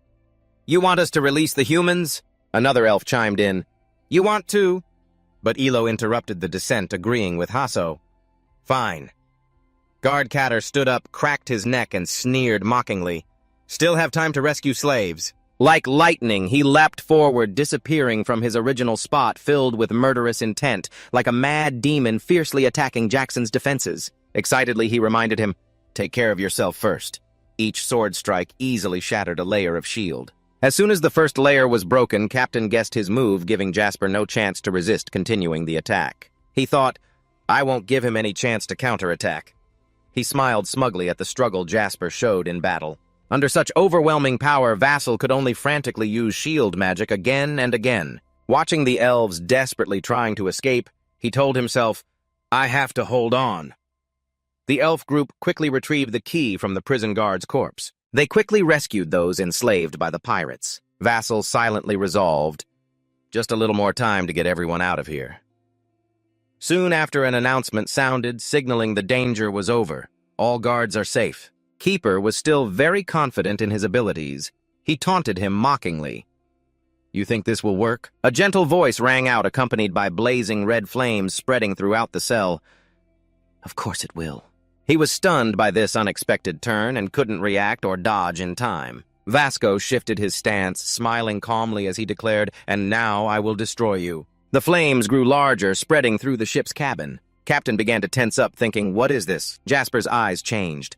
They became sharp like a hunting leopard's. He sensed danger and immediately stepped back, calculating silently. The atmosphere around him changed, and Captain's expression showed an indescribable excitement. He thought, finally, he's ready to make his move. Captain channeled the energy inside his body and then aimed straight at Jackson. Recklessly charging forward, he confidently asserted, then I'll stab both you and your shield. Suddenly, he began using magic, startling Captain. Jackson summoned a blazing red spear, fiercely pointing its tip at him, fearless and ready to face him. Fire Flame Spear. Keeper's face darkened as he fiercely swung his sword forward, judging Fire Spear. Huh? It looked wild and fierce, not to be underestimated. Right in front of him, he immediately doubted, no, this is completely different. This spear clashed twice, producing a harsh sound and dazzling light. Captain still quietly wondered. It must be at least several levels stronger than the previous magic he cast. Meanwhile, on the ship's deck, the unfavorable situation was turning against John Click. He cursed angrily. Damn it! John Click looked at the growing horde of fire-held dwarves surrounding him, urgently calculating his strategy. The more I kill, the more they come, but I can't kill them all. He frowned and stepped back silently, scolding, what the hell is my idiot brother doing? Watching Darius calmly standing there, John Click grew even more frustrated, thinking if he were here, he would have already caught that witch. The dwarves didn't give him a moment to rest and rushed to attack again.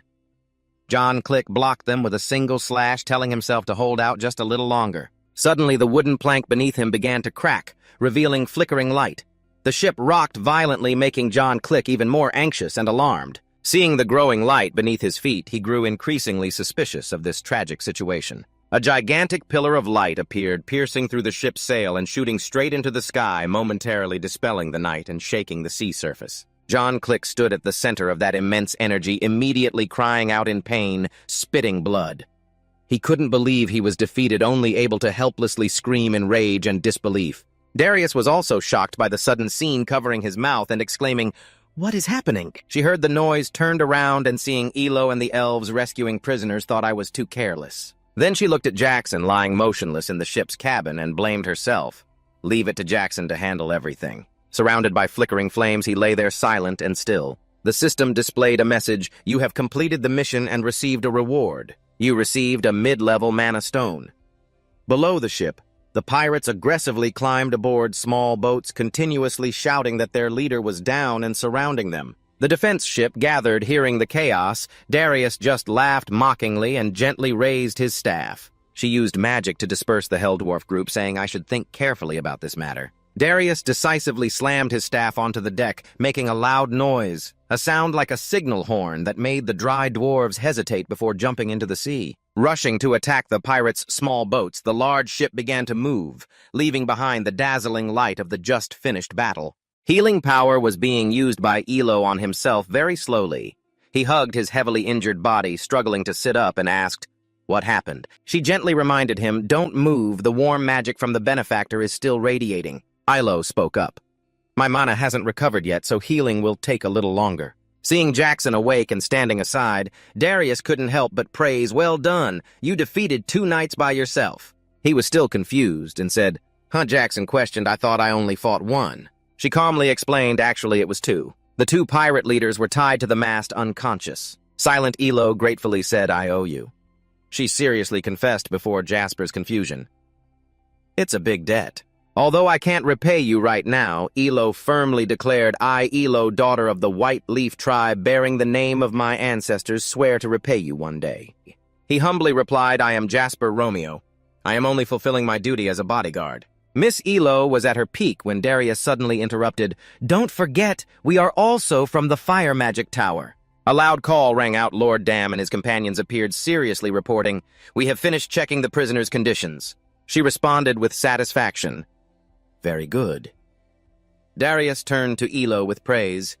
Your subordinates are very capable. Vassal suddenly thought, they have behaved completely differently than before. He turned to her and asked foolishly, Miss Elo, what did you mean by inside the ship? Elo calmly answered, are you asking about Darius? Startled, he turned his head upon hearing her question. When I mentioned the souls on the vast sea, the ship was still moving forward toward the place where the sun begins to rise. Russell responded, that's right. Ilo probed further. Are you part Dragon Clan by blood? Russell wondered aloud, Dragon Clan. He recalled the image of a large dragon hiding in the forest. Thoughtfully replied, "Yes, actually. I carry the blood of the azure dragon, though just like a drop in the lake." She gently lifted his hand and slowly smelled the faint scent, saying, "Even a little dragon blood is enough to attract spirits." Ilo calmly explained the reason before Zasu's confusion. "I can smell a strong spiritual scent from you. That's why I wondered if you might also be mixed dragon blood like me." Witnessing the entire conversation, Darius silently speculated that mixed dragon blood might be the reason Zasu could develop so quickly. She looked toward the distant horizon, thinking he could become a person of the sunlight. A stern face clearly appeared. Darius calculated to cause chaos in the Endymion kingdom, or rather the whole continent. When it was fully daylight, the ship arrived at the port. The elf group safely disembarked soldiers assisted the captured people off the ship. A familiar call caught Miss Elo's attention. "Elo." Darius smiled warmly and asked, "I'm sure you'll stay in hiding until you fully recover your mana, right?" She nodded affirmatively. Looking at the magnificent castle in the bustling city center, she offered, "My mansion isn't far. If you don't mind, Miss, you can stay there. I think Miss can help train Jackson." He looked confused, pointing to himself, asking, "Train?" Elo smiled brightly and agreed, "If I can repay you that way, I'd be very willing." Darius put his arm around his shoulder and patted him, asking, "So you don't mind, do you?" He happily replied, "Of course not. I'd really like that." Troubled inside, he was intrigued by the special training from the Fire Magic Tower's lord. She motioned to the elf group. "Then please follow me this way. The luggage will be brought here soon." "Thank you, ma'am." Worrying Vassal walked ahead, wondering if the Tower Lord was okay. The new semester is about to start. Darius winked to reassure, "Don't worry about that, leave it to who to handle." "You're speechless," silently sympathizing with the professor. On the mountain trail, the sea waves below gently lapped. The horse-drawn carriages moved in a line. The drivers controlled the horses moderately, the carriages leisurely crossing forests and mountains. Throughout the journey, the clatter of the wheels echoed in the mountain forest. Finally, the carriages stopped in front of a mansion as big as a castle. Darius declared they had arrived. He slid down from the carriage, looking up and exclaiming, "It's so huge." Darius pushed open the mansion gate, smiled at everyone behind him, and said, "Feel free to go in. Don't be shy of her." Leading the way, he crossed through a garden blooming with vibrant flowers. Ilo was drawn to the flowers and expressed her gratitude. "Truly a beautiful place. Thank you for your kindness, Tower Master." While walking, Vassal's eyes suddenly noticed something. Looking at the fountain not far away, he was startled. Wait, this place triggered some memories. Vassal was certain he had been here before with his parents. He then spoke up, calling Darius Tower Master, "I have something to ask." She politely turned around. "What is it?" Vassal stepped forward, softly asking, "This mansion wasn't originally yours, right?" Darius teased, "Sounded like I stole it." He shyly chuckled, "Haha, sorry." But she honestly shared, "You're right. The previous owner was some merchant guild. I only bought it a few years ago." Vassal looked at the fountain memories, and familiar feelings returned. Just as he thought this place was one of his family's properties. Darius asked if he had any other questions. Vassal smiled no. He glanced around the huge mansion. After the family fell, he heard it was sold cheaply. About to enter inside, Vassal couldn't help but exclaim, "Never thought I'd come back here one day." A week later, a swift figure entered the room. A gentle voice sounded, "I'm here, Elo." The elf girl of the White Wax Tree tribe appeared respectfully, saying, "I heard you call me." The hostess sipped tea indifferently. Her eyes brightened with relief. It seemed most of her mana had recovered. In Darius's eyes, a pale green aura surrounded Elo's body. She smiled, "All thanks to you, Tower Master." Darius set down the teacup and got straight to the point. "So about what we talked about earlier, can you help train Jasper?" Ilo used her magic water, danced around her. "You mean to train his soul, right?" Darius nodded, "Exactly." Elo looked around and wondered, "But where is Jasper?" She smiled mysteriously. "I told him to do something else." The river flowed through the mountain gorge. A mournful howl echoed. A figure fell freely into the water splash. Water sprayed into the air. Shortly after, he surfaced and took a deep breath. He swam ashore, ran his hair back, frustrated, and sighed, failed again. Vassal recalled the earlier conversation with Darius. She asked what he learned from the fight against those pirate knights. "I mean, what do you think you needed at that moment since they closed in on you? Luckily, you had a shield." He hesitated about that, then looked at the cliff across. He answered, "Distance." Darius praised right in combat. Distance is very important for a mage. She turned back with a confident smile and instructed Watch, carefully standing on the steep cliff edge. Darius stepped forward without hesitation. Flames flickered beneath his feet in midair. She said, "Think about narrowing the space." Her body vanished, leaving only a faint flame in place. With a swoosh, Darius landed on the opposite cliff, looking stunned. That was teleportation magic time-space blink. She turned to him. From now on, practice crossing this cliff with blink. Vassal listened attentively. Later, it will become a powerful tool for you. At the same time, the system appeared notifying the teleportation magic training quest reward intermediate mana stone. Back to the present. Vassal tiredly dragged his soaking body ashore. He climbed the cliff, determined not to give up on blink. Whether the magic circle was big or small didn't matter. Sitting on the cliff, Vassal tried to analyze. You can only learn this magic when you fully understand its rules. Standing on the cliff, looking down, your eyes show a hint of worry. Vassal focused and took a step into the void. As expected, a scream from the freefall game rang out immediately after. Time passed, dusk fell, and you, exhausted and drenched, climbed up the cliff. Is this magic training or physical exercise? Vassal closed his eyes, searching for the sensation of the magic flow, concentrating it. Thinking about narrowing the distance this time, a magical fire vortex appeared under his feet, like when Darius demonstrated. Vassal lifted his other foot off the rock fire wrapped around both legs. It seemed he was about to succeed. Just as he thought he could blink over to the other side of the cliff right now, a voice called out behind him. Rattlesnake. Then he stumbled and fell into the river. Darius was the culprit.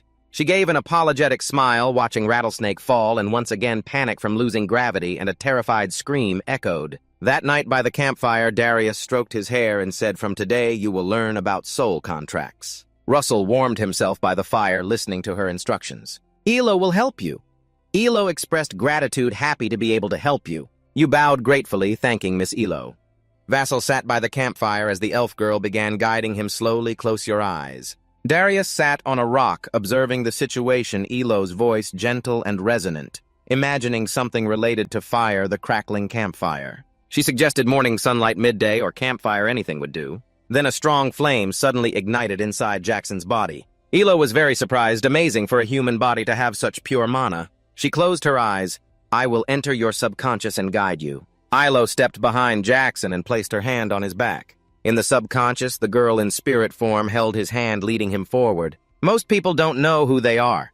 Anyone can enter the soul gate, whether human, elf, or any other existence. We are all born in nature. The purpose of all existence will converge and the gates will open. Sitting outside observing, Darius was slightly surprised, sensing a strong magical flow. Elo was also curious about this flow inside his heart. A blurry image appeared, someone stabbing someone else to death. Is it hatred? Elo felt mental pain holding her head upon seeing the bloody image. Then she gradually sobered up, finding a way to continue moving forward.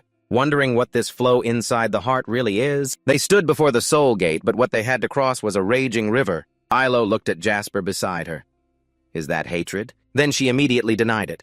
No, maybe it's outside. Jasper lost control of his mana and an extremely hot flame burst out. Darius was startled, but too late to react and stop it. It happened too fast. The person closest to the trouble was the most affected. Elo couldn't escape immediately, so she had to forcibly release mana to resist. After some unknown time, Vassal slowly opened his eyes. He saw Darius worried beside him. She asked with concern, "Are you awake?"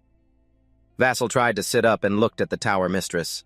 He held his aching head, completely unable to remember anything. "What happened?" Jazzle vaguely asked. "I feel like my mana exploded." At that moment, Elo opened the door and stepped in. He tilted his head at Miss Elo. He noticed her arm was bandaged. Ilo smiled, reassuring Jazzle, "Benefactor, I'm fine." Vassal asked somberly, questioning everyone as well as himself. "Was it my fault?" Without waiting for an answer, he covered his face, blaming himself.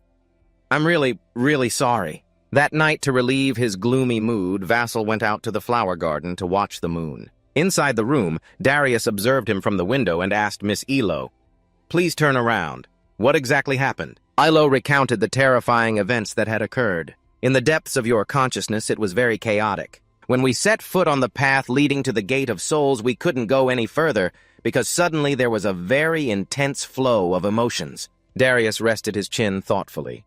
"A flow of emotions," Elo confirmed. "Yes, it looks like a stream of hateful emotions." She made the observation, but it also seemed more like feelings of sadness. That sadness was so great, I wondered how he could have hidden it for so long. The next morning, right at the edge of the forest, next to the mansion, Darius called Russell. He turned his head and replied, "Yes, Master Tower." She smiled and arranged, "Today we'll start a new training session." Russell respectfully bowed.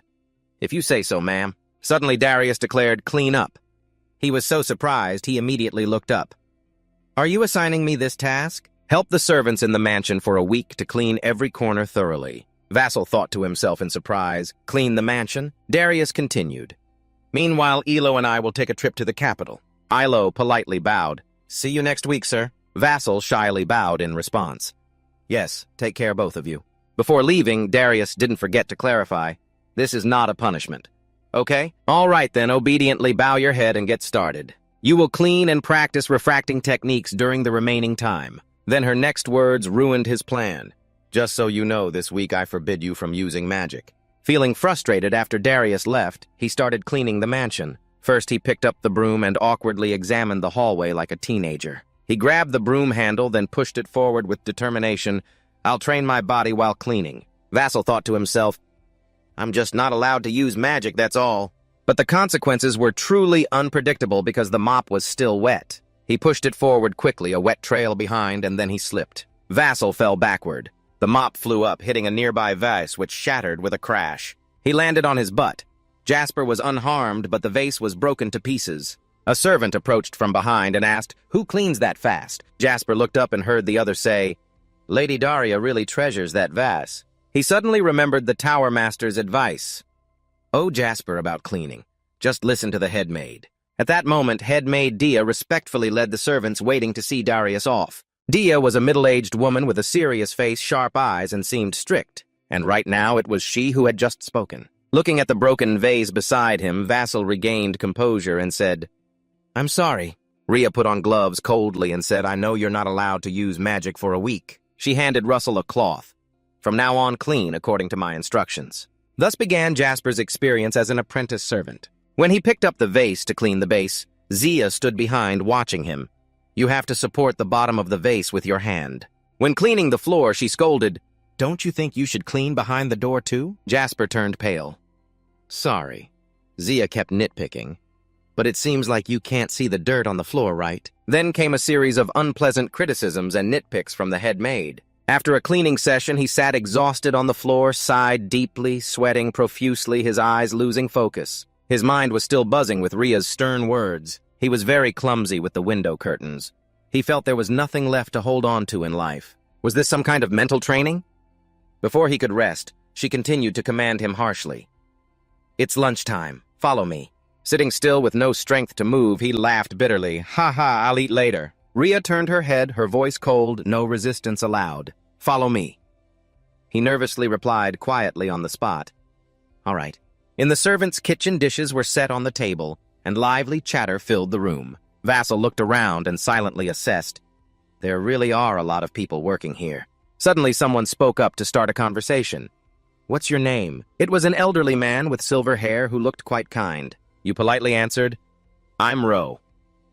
The old man seemed a bit surprised hearing your surname, Raymond. Lasso stiffened, feeling nervous inside. "Does he know me?" Unexpectedly, he suddenly praised you handsome, huh? Black hair and red eyes, too. The maid sitting opposite you clapped along. "Yeah, looks so cool." Suddenly, a muscular young man slapped your shoulder hard. "You look pretty strong, too. Can I have some of that strength?" "You were startled, yes, sir." The young man named Lucien laughed loudly, patted your back with a squeeze. "Just kidding." Then everyone burst out laughing again. Vasco smiled outwardly while inside he felt pain collapsed and tears fell. Just endure for a week, this must be the training. Definitely training. One beautiful sunset afternoon, the orange sky dyed red, carrying oil and wooden beams with some servants in the house. Carrying wood is heavy work. You sweat while reminiscing about your magic. If I could use the mage's body, I could finish immediately. After finishing, Russell and everyone sat down by the wooden table near the stream. Everyone chatted excitedly. "Here, take it, everyone did well." Everyone eagerly clinked their big beer mugs. "Cheers." Lucian glanced and saw Russell gulping down his beer. Without hesitation, he patted and squeezed your back, startling you and causing you to spit out the beer you had just drunk. Vasco was displeased and turned to ask, "Why did you hit me?" Lucian gave you a warning glance. "You're still a student. Drinking alcohol will make you sick, you know." Then suddenly you realized, "Oh no, I forgot I'm still a student. Thought I was still a mercenary." The old servant man smiled. "It's okay. It's okay." He poured some beer for Ro from his own glass. "You have to learn to drink slowly. He looked at the warm sunset with such a beautiful view and said, "Not drinking is a sin." At this moment, the sun slowly set behind the mountain. Warm light spread over the forest, wrapping them in a thin, pale yellow blanket. From behind came a voice that made Jackson turn around. "One more sin." Mrs. Rhea brought a basket of food, drinking beer without snacks. After she placed the food on the table, the silver-haired old man smiled. "All right, welcome the new member." Rhea looked at Jackson, who was blending in with Lucien's group. She just stayed silent, not knowing what she was thinking. Lucien put his arm around Jasper's shoulder. They laughed happily. The following days were as usual. Rhea supervised Jasper cleaning the floor. At mealtime, he happily mingled with Lucien's group. At night, sometimes he would lie down to rest beside the fountain. In the morning, he and the maids cared for the flowers and plants in the garden. Even just eating bread, Jasper would be happy without complaints. At night, he would sit dazed beside the fountain again. That's it. Tomorrow marks a full week.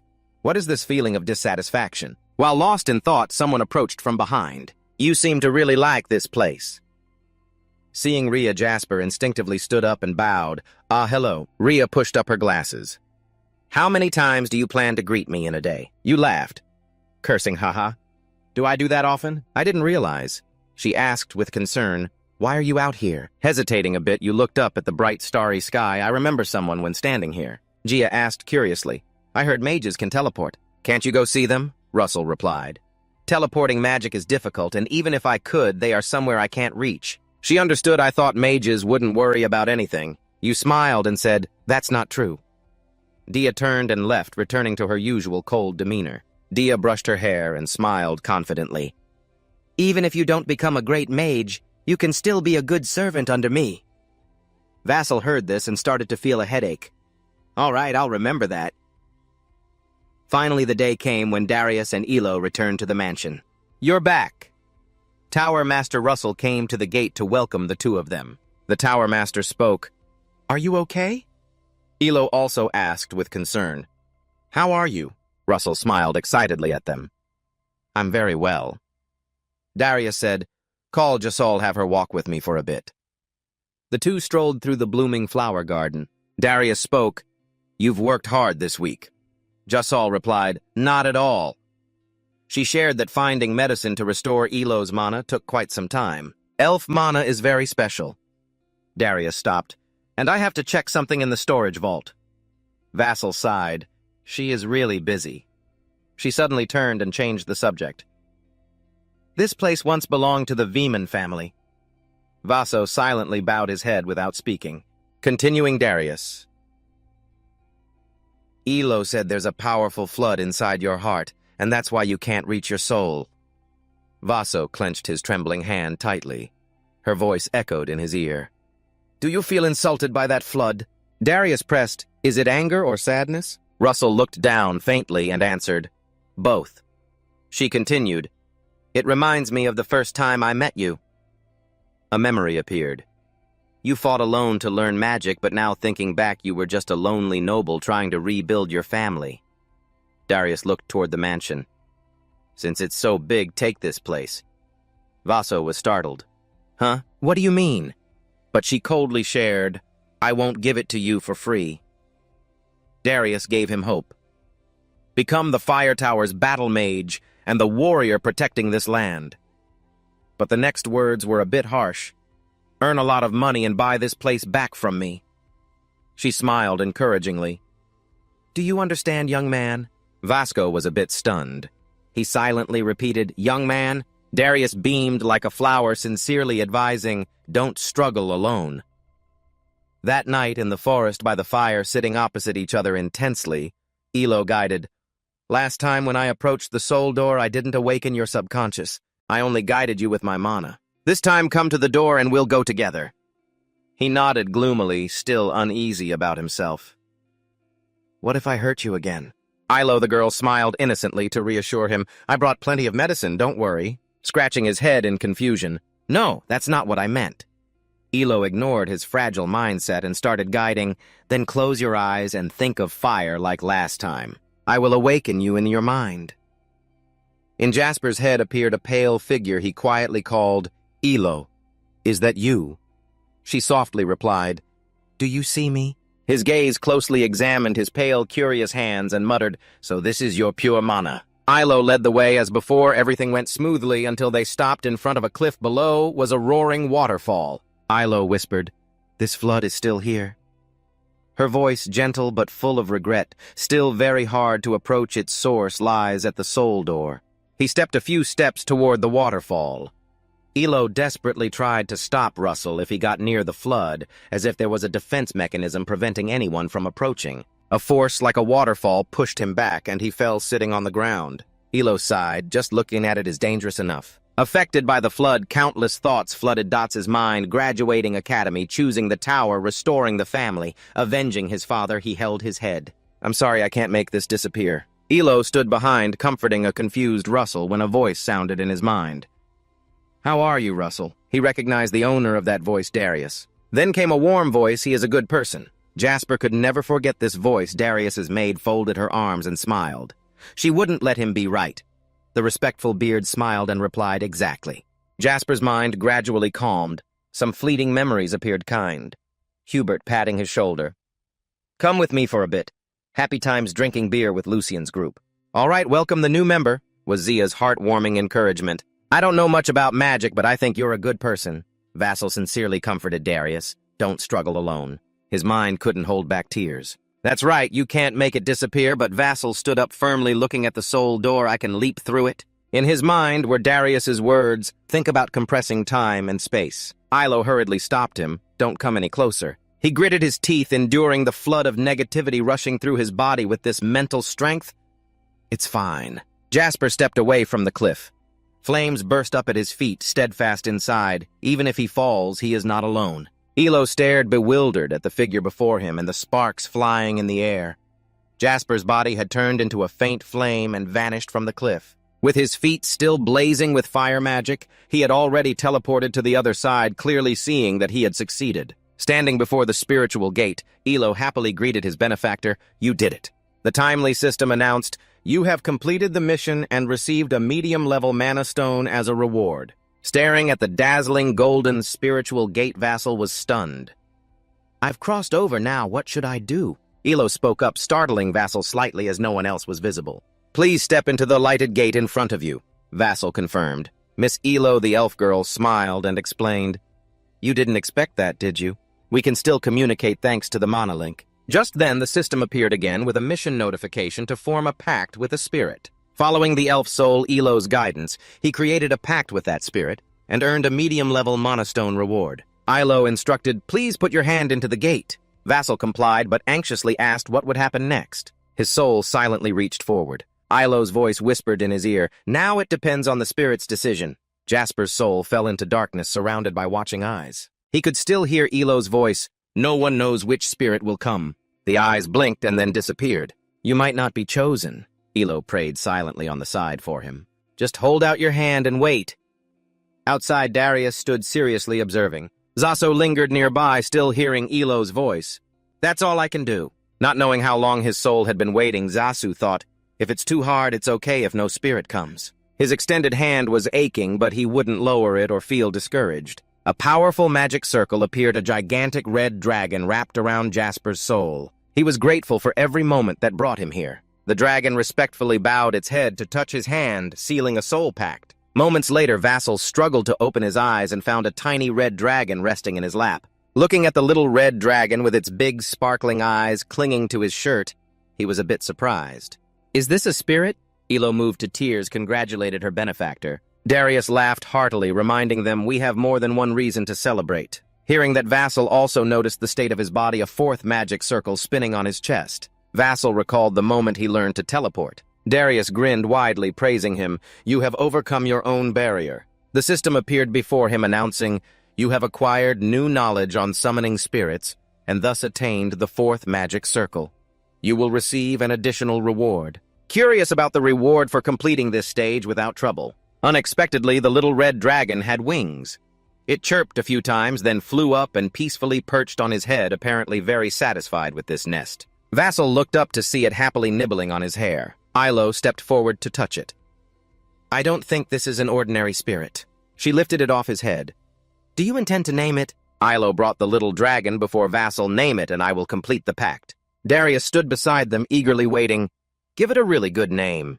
Vassal looked at the chubby little red dragon and thought for a moment. Red, huh?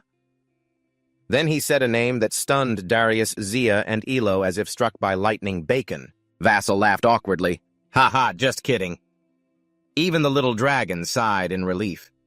He shyly thought their reactions were something else. He softly asked the little dragon, how about Pepper? The little dragon seemed to really like this name. It nodded and chirped happily. Ilo felt revived, thinking it was so adorable. Darius was pleased. Not bad.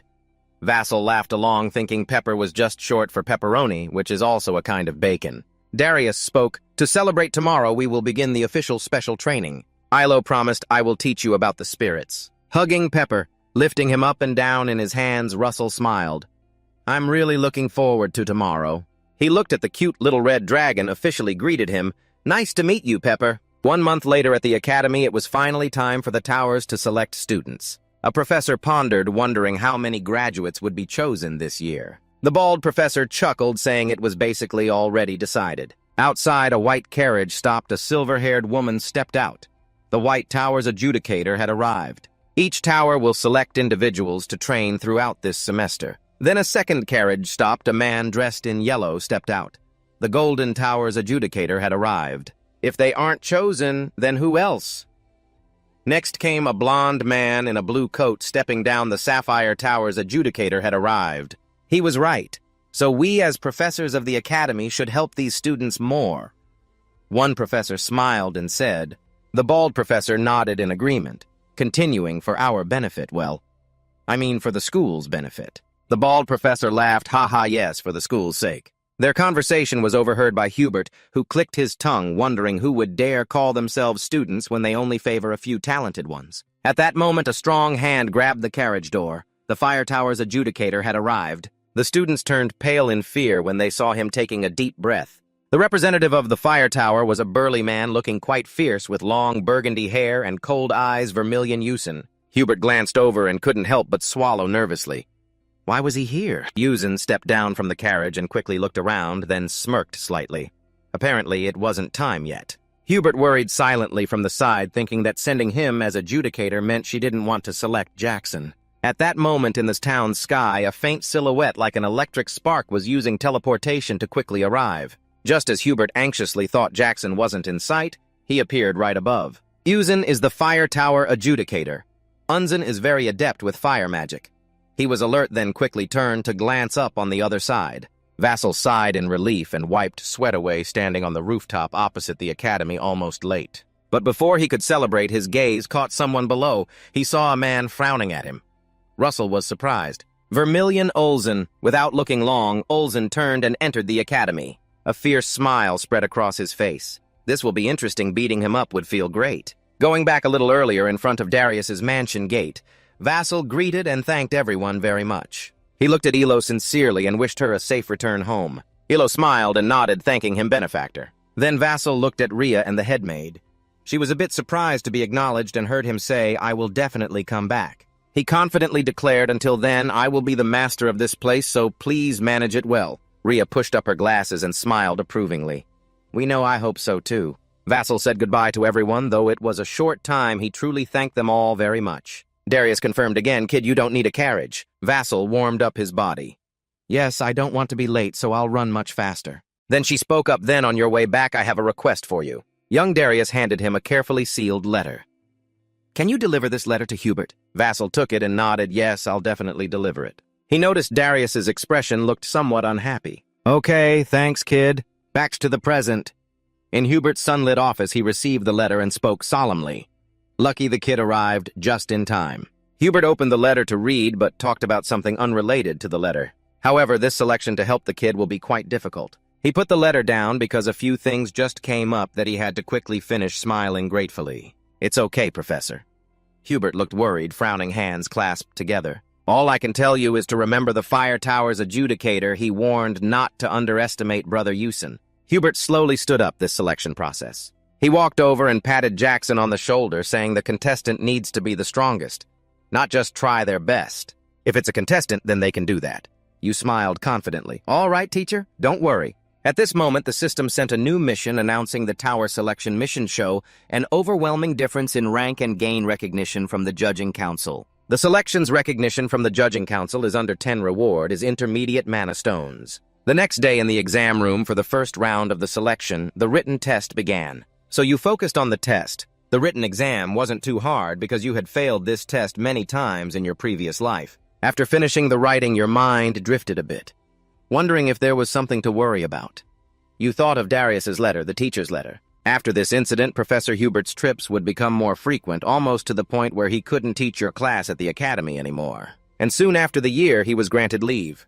Professor Hubert Vassal stepped out of the exam room, still thinking about that, not knowing exactly what had happened. You saw a green snake on the tree approaching its prey. That could be a dangerous mission. Watching the snake catch a bird, Vassal was stunned for a moment. This was for a high-level mage in the fire tower. Just one day after the first round exam, the results showed you had the highest score in the written test. Russell Joyce was announced before the entire school, causing a stir among the trainees. Russell got the highest score.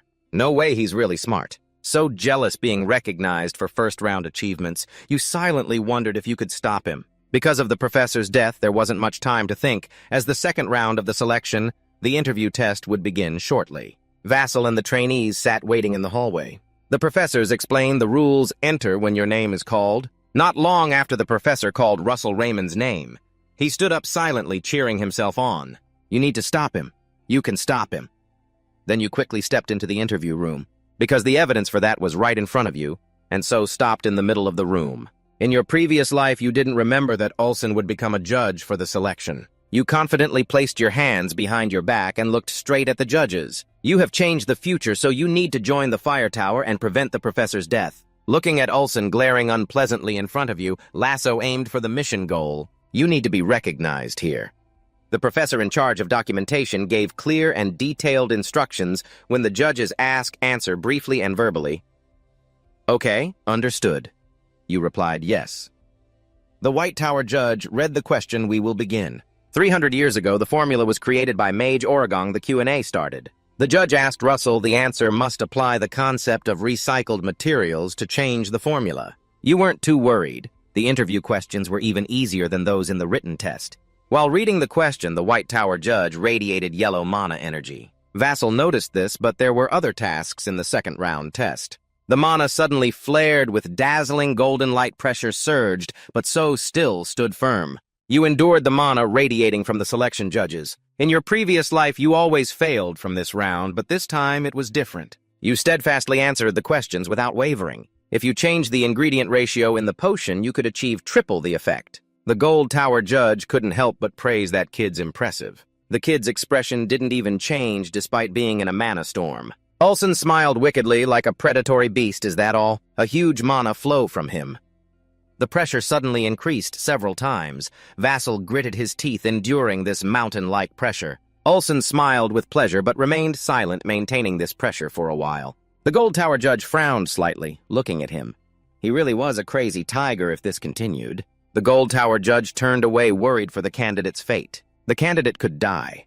However, he was astonished to see so still standing firm. Can he endure it?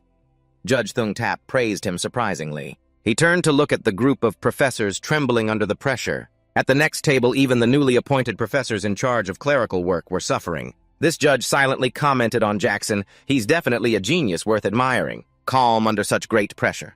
Clearly, he has been recognized by the judges. System notification recognized by the selection committee. 1/12/13/14/15/16/17/18/19/10. Unzen felt intrigued. You're still holding up. He immediately unleashed even more mana. Let's see how many times the pressure increases now. Veins bulging on his face, he gritted his teeth and stood firm, refusing to fall. Olsen seemed stimulated by his stubbornness. His gaze sharpened even more. Judge Thungtap stood up and placed his hand on his shoulder, saying, "We still have many interviews ahead, so let's stop here." Olsen withdrew the mana storm pressure from his body, sneered and clicked his tongue, saying, "He's about to see some fun. How boring." Underneath, Jackson's hand placed behind his back trembled uncontrollably. At the next table, the new professors at the academy all breathed heavily, sharing the same thought they survived. Judge Bok Thap put down the question sheet with a satisfied smile. "You did well, you may leave." Candidate Vassal left the room and closed the door. A professor called for the next person to come in. He went outside and flopped down on a chair to wait. From earlier until now, Vassal had shown anxiety, fear, and trembling like a little puppy. He thought he was about to die. However, his eyes suddenly brightened, recognized by the selection committee with a 9 out of 10. He breathed a sigh of relief, seeing he was almost done. So saying that wasn't enough, haha, he's not easy. Along the hallway, Judge Thung Tap spoke Jackso Remen. He was walking with other judges. He said it turned out that was the candidate the Fire Tower Master had taken notice of. Judge Kim Thap added, "He's a disciple anyone would want to recruit." "What a pity." Judge Bok. Thap suddenly asked Olsen, the youngest priest, "Are you really conducting military training?" Suddenly he turned back and asked the lady aunt seriously, "Who said youngest?" She hurriedly explained, "No, I didn't mean that." The other two judges also looked at him cautiously, then fell silent. Ooze recalled the past soldiers running desperately, shouting to stop the newcomers. They were extremely panicked when they saw the barrier crack. Someone said there wasn't a single crack on the barrier. A foot stomped hard into the other's stomach. The man fell down and was slashed. Screams and cries echoed. Moonlight shone in the night sky.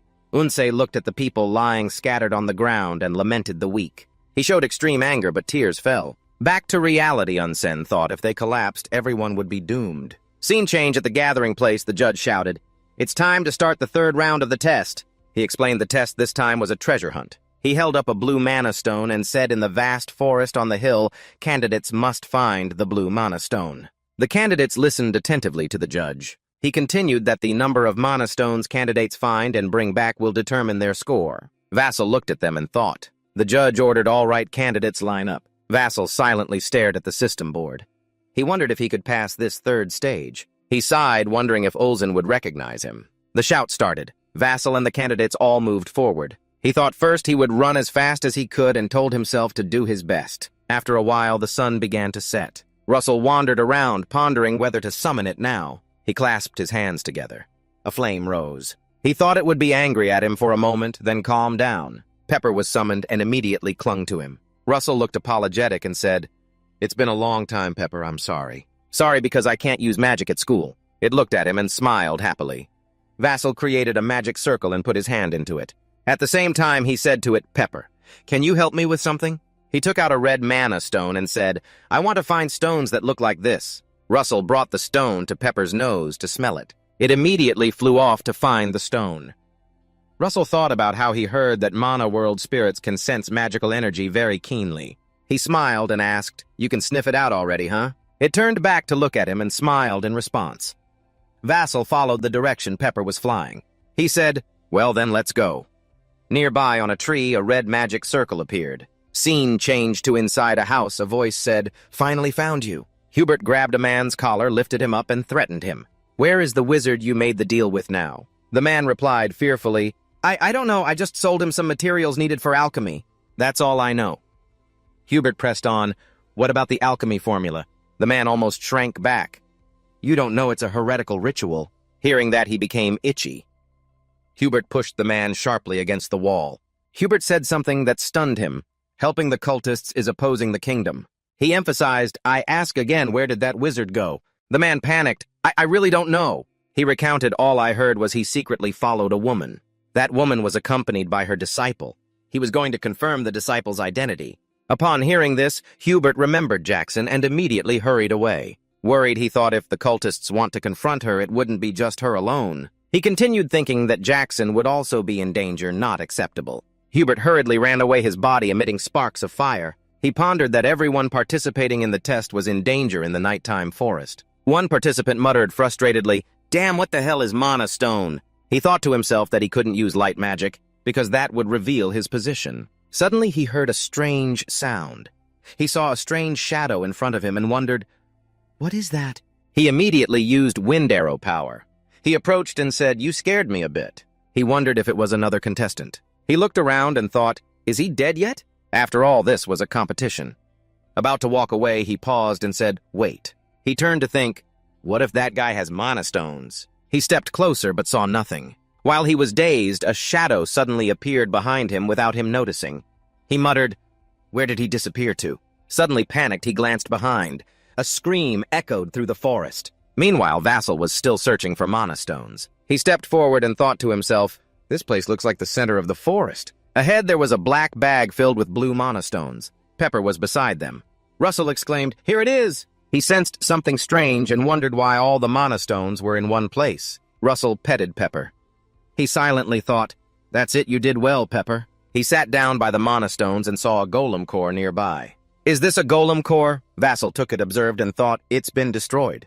He assessed that it seemed the golem was destroyed before it could be summoned. Who could have done it? Suddenly Pepper warned Rattlesnake. He immediately turned and saw something moving in the bushes. They were heading toward him. Rattlesnake looked shocked. Suddenly, sharp pillars of earth grew from the ground. Rattlesnake quickly flipped to avoid the attack. He slid backward and suddenly bubbles of light floated up. He thought silently from the earth magic system. He watched them fly straight up into the sky and wondered if it was actually the light magic system. Vassal immediately dodged the light bubbles. As he landed, a big explosion caused the ground to collapse. He pondered that the opponent was not just one person. Suddenly, a volley of ice arrows was shot from behind him. Luckily, Pepper reacted in time. He breathed fire, melting the ice arrows. Vassal praised, "Well done, Pepper." He raised his hand and fired a rocket arrow. They shattered the light bubbles. The bubbles burst and fell to the ground, causing explosions. From the smoke, Rattlesnake looked around. He focused on Lay slowly stepping forward. Seeing this, he asked, "Who are you guys?" He looked at him and continued, "You're supposed to be the honored trainees chosen by the tower." Alex, hiding in the bushes, also revealed himself, and Violet stepped out too. Vassal continued, "Using such a dirty, cowardly trick again, Lay." He waved harshly and cursed silently. "Why is a lowly bastard like you the one who discovered the monostone first?" He gritted his teeth, thinking, "Surely only our group knows the monostone's location. This is too unreasonable." Then he looked at Pepper and wondered, "A spirit?" Violet spoke, "It's a spirit. I understand why he found the monostone so quickly." Hearing that Alex thought, "Vassal Jamin, I didn't expect there'd be someone hiding such a high-level skill." Vassal scratched his head and said, "Finding it quickly isn't anything special. You talk like I definitely wouldn't find it." He sighed and laughed. "Oh, right, that reminds me." Vasco continued, "Almost forgot. There must be some secret deal between you and the professors, right?" Lai immediately felt uneasy, thinking, "This guy's too sharp." Vasco turned and said, "Anyway, I don't intend to get involved. Just don't get in my way."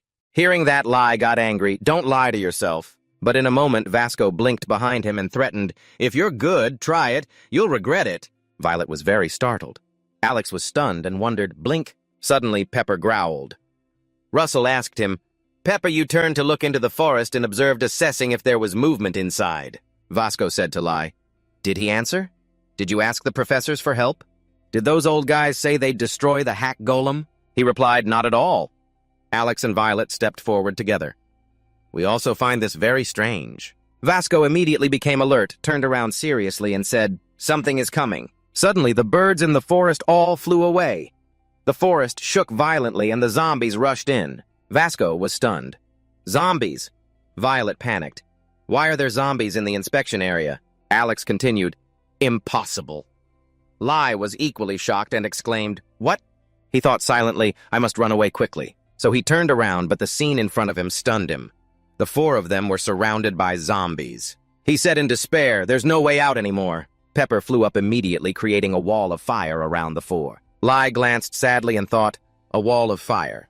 This spell belongs to the fourth magic circle." He turned and directed, "From now on, each of you focus on a different direction and deal with the zombies breaking through the wall of fire in that direction, okay?" The other three looked confused. Russell shouted loudly, "Got it!"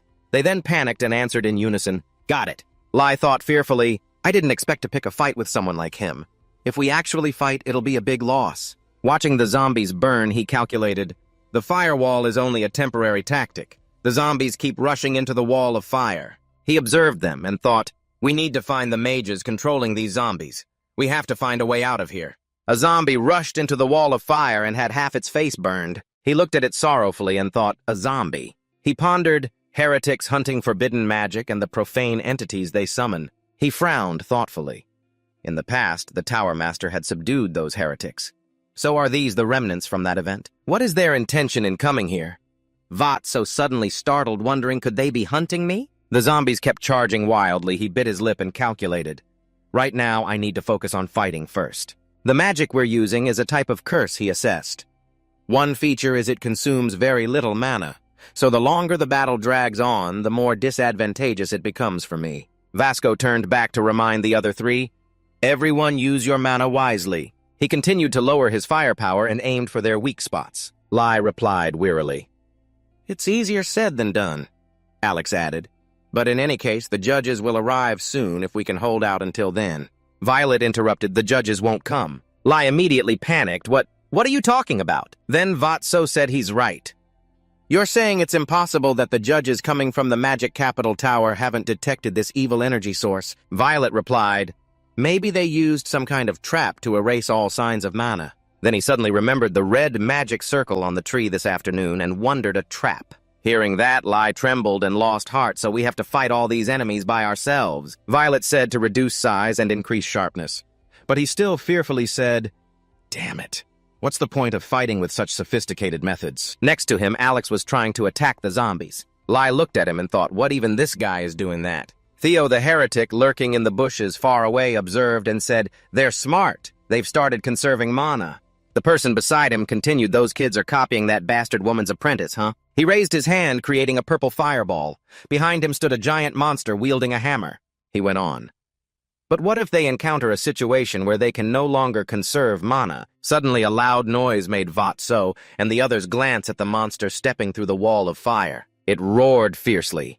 Seeing it, Vatso and the three others exclaimed in shock, "A chone." Violet immediately cast an ice spell on the chone, releasing a series of light bubbles. Alex shot a crystal beam at the chone, but apparently nothing had any effect on it. The chone growled ferociously, raising its hammer high toward Alex. He panicked looking at it. Suddenly sparks flared, igniting the primal flame spear at maximum power.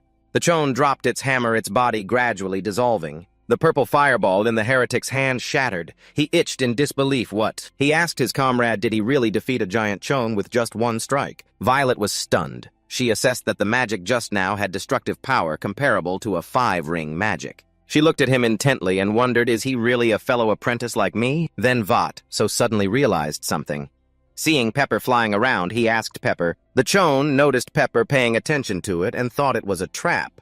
Vatso smiled and said, "So you guys are hiding there." He created a fire sword and used the sorcerer's body technique. Violet looked at him in surprise and wondered, what is he trying to do? Vasco clenched the fire sword and said, "Now throw it with all your strength." As he threw the fire sword, he said, "My turn." The fire sword was thrown with extreme force, flying like a rocket toward the two chone. They immediately panicked.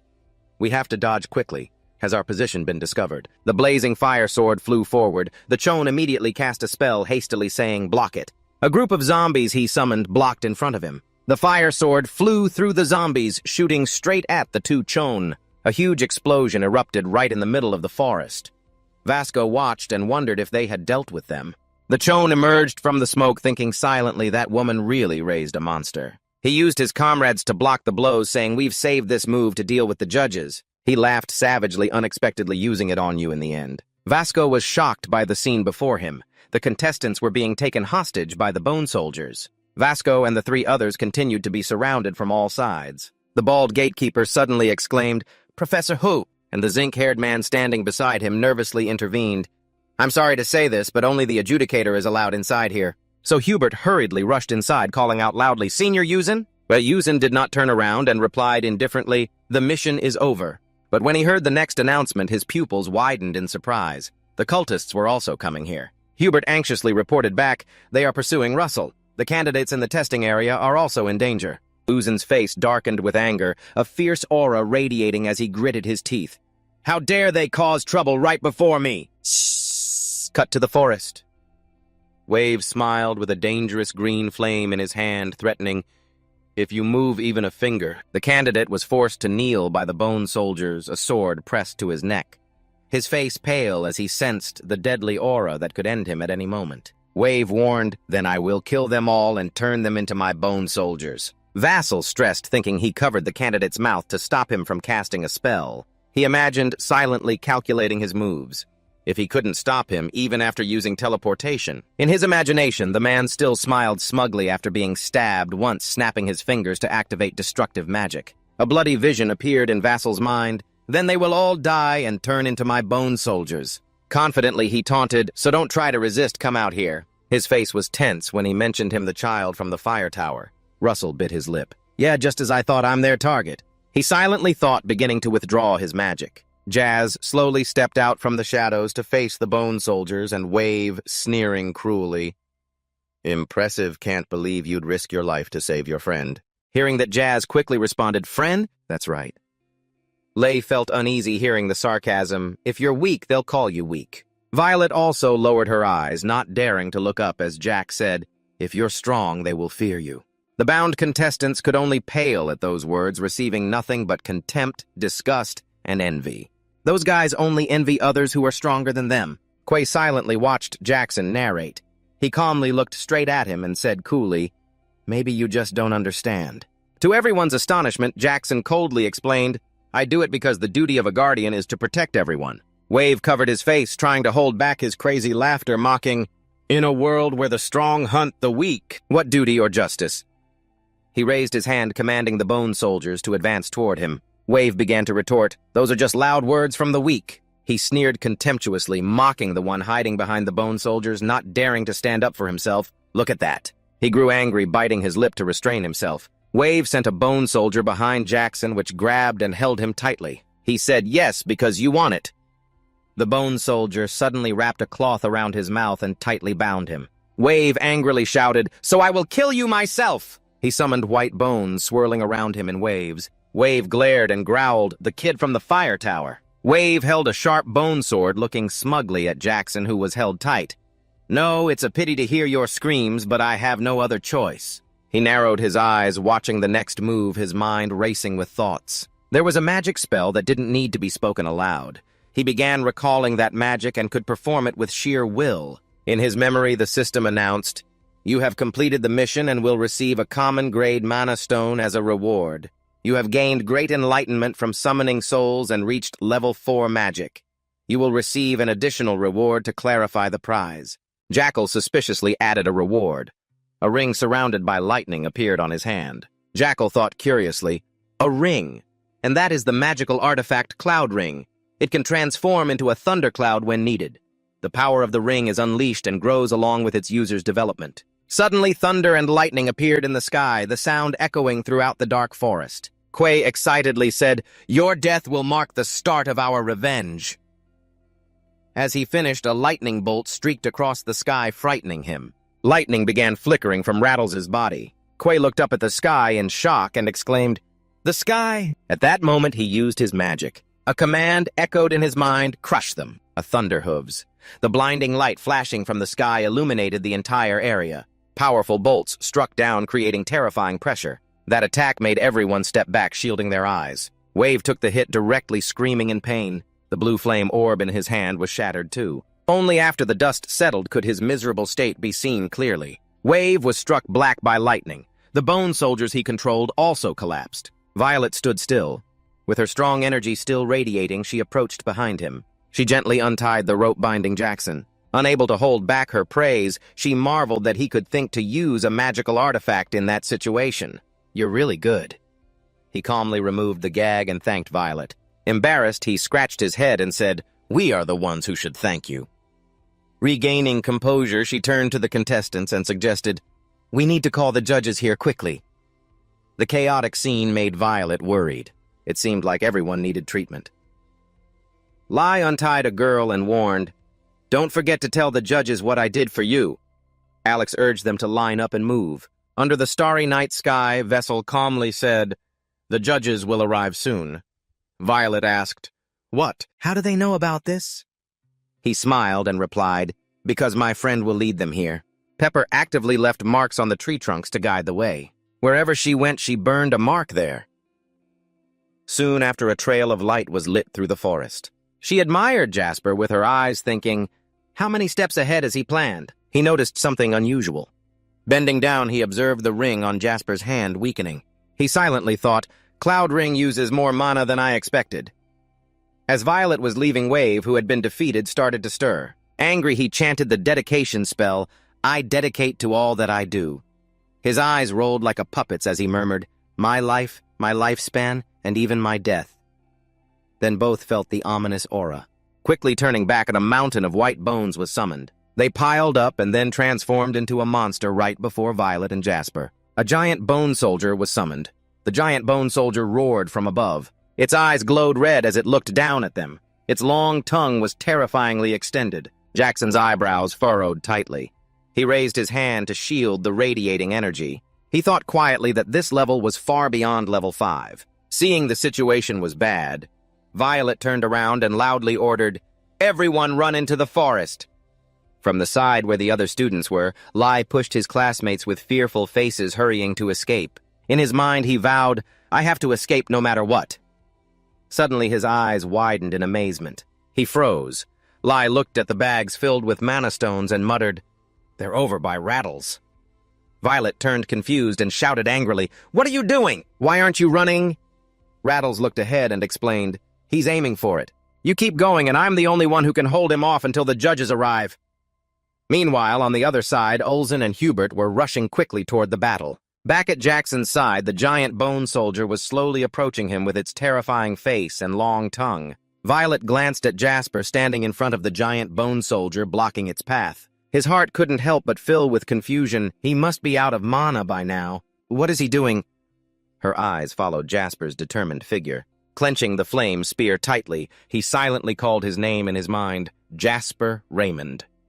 The giant bone soldier raised its arm into the air, then swung it down with all its might at the ground where Jackson was standing, creating a loud noise. Luckily, he quickly jumped behind the giant bone soldier, thinking to himself, "Using a shield won't block this." Jackson gritted his teeth and clenched the flame spear behind him, thinking, getting hit once is already dangerous enough. He threw the flame spear fiercely toward the giant bone soldier. Its massive tail slammed into the ground, causing small cracks to appear. The whole giant bone soldier trembled.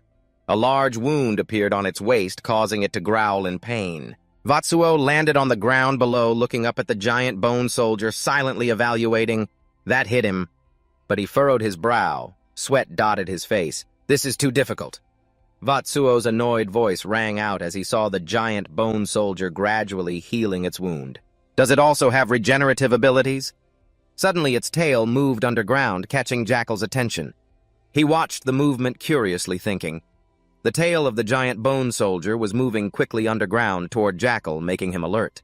Then suddenly its tail shot out of the ground toward Jackal. Luckily, he dodged just in time but couldn't hide his shock as he said, "Its tail!" The giant bone soldier's tail wagged in the air before Jackson then suddenly lunged downward quickly. Seeing this, Jackson raised his hand to shield himself, frowning and muttering, "Damn it!" Suddenly, an ice arrow flew straight into the tail of the giant skeletal warrior, stopping its attack much to Jackson's confusion.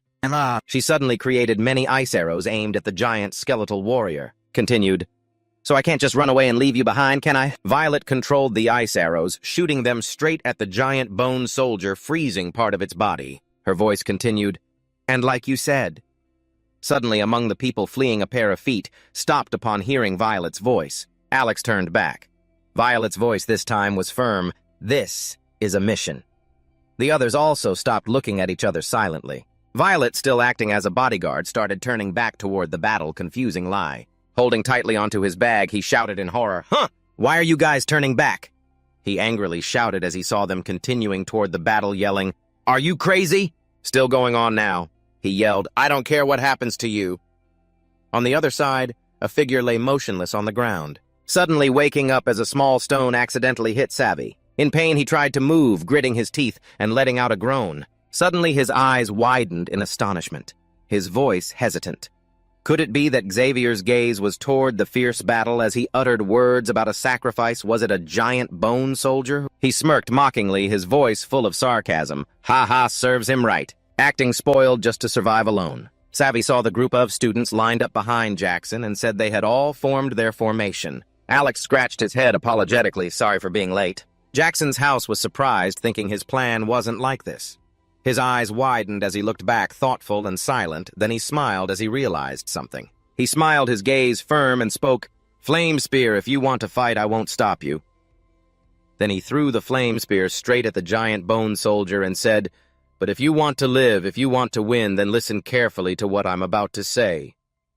At that moment, the giant bone soldier swung its arm, breaking the ice on its body, roaring as blue energy radiated from it. Vatsuo shouted from the side, "I'll create an opening!" He gathered his strength and swung the flame spear tightly clenched in his hand, loudly commanding, "Attack with all your might."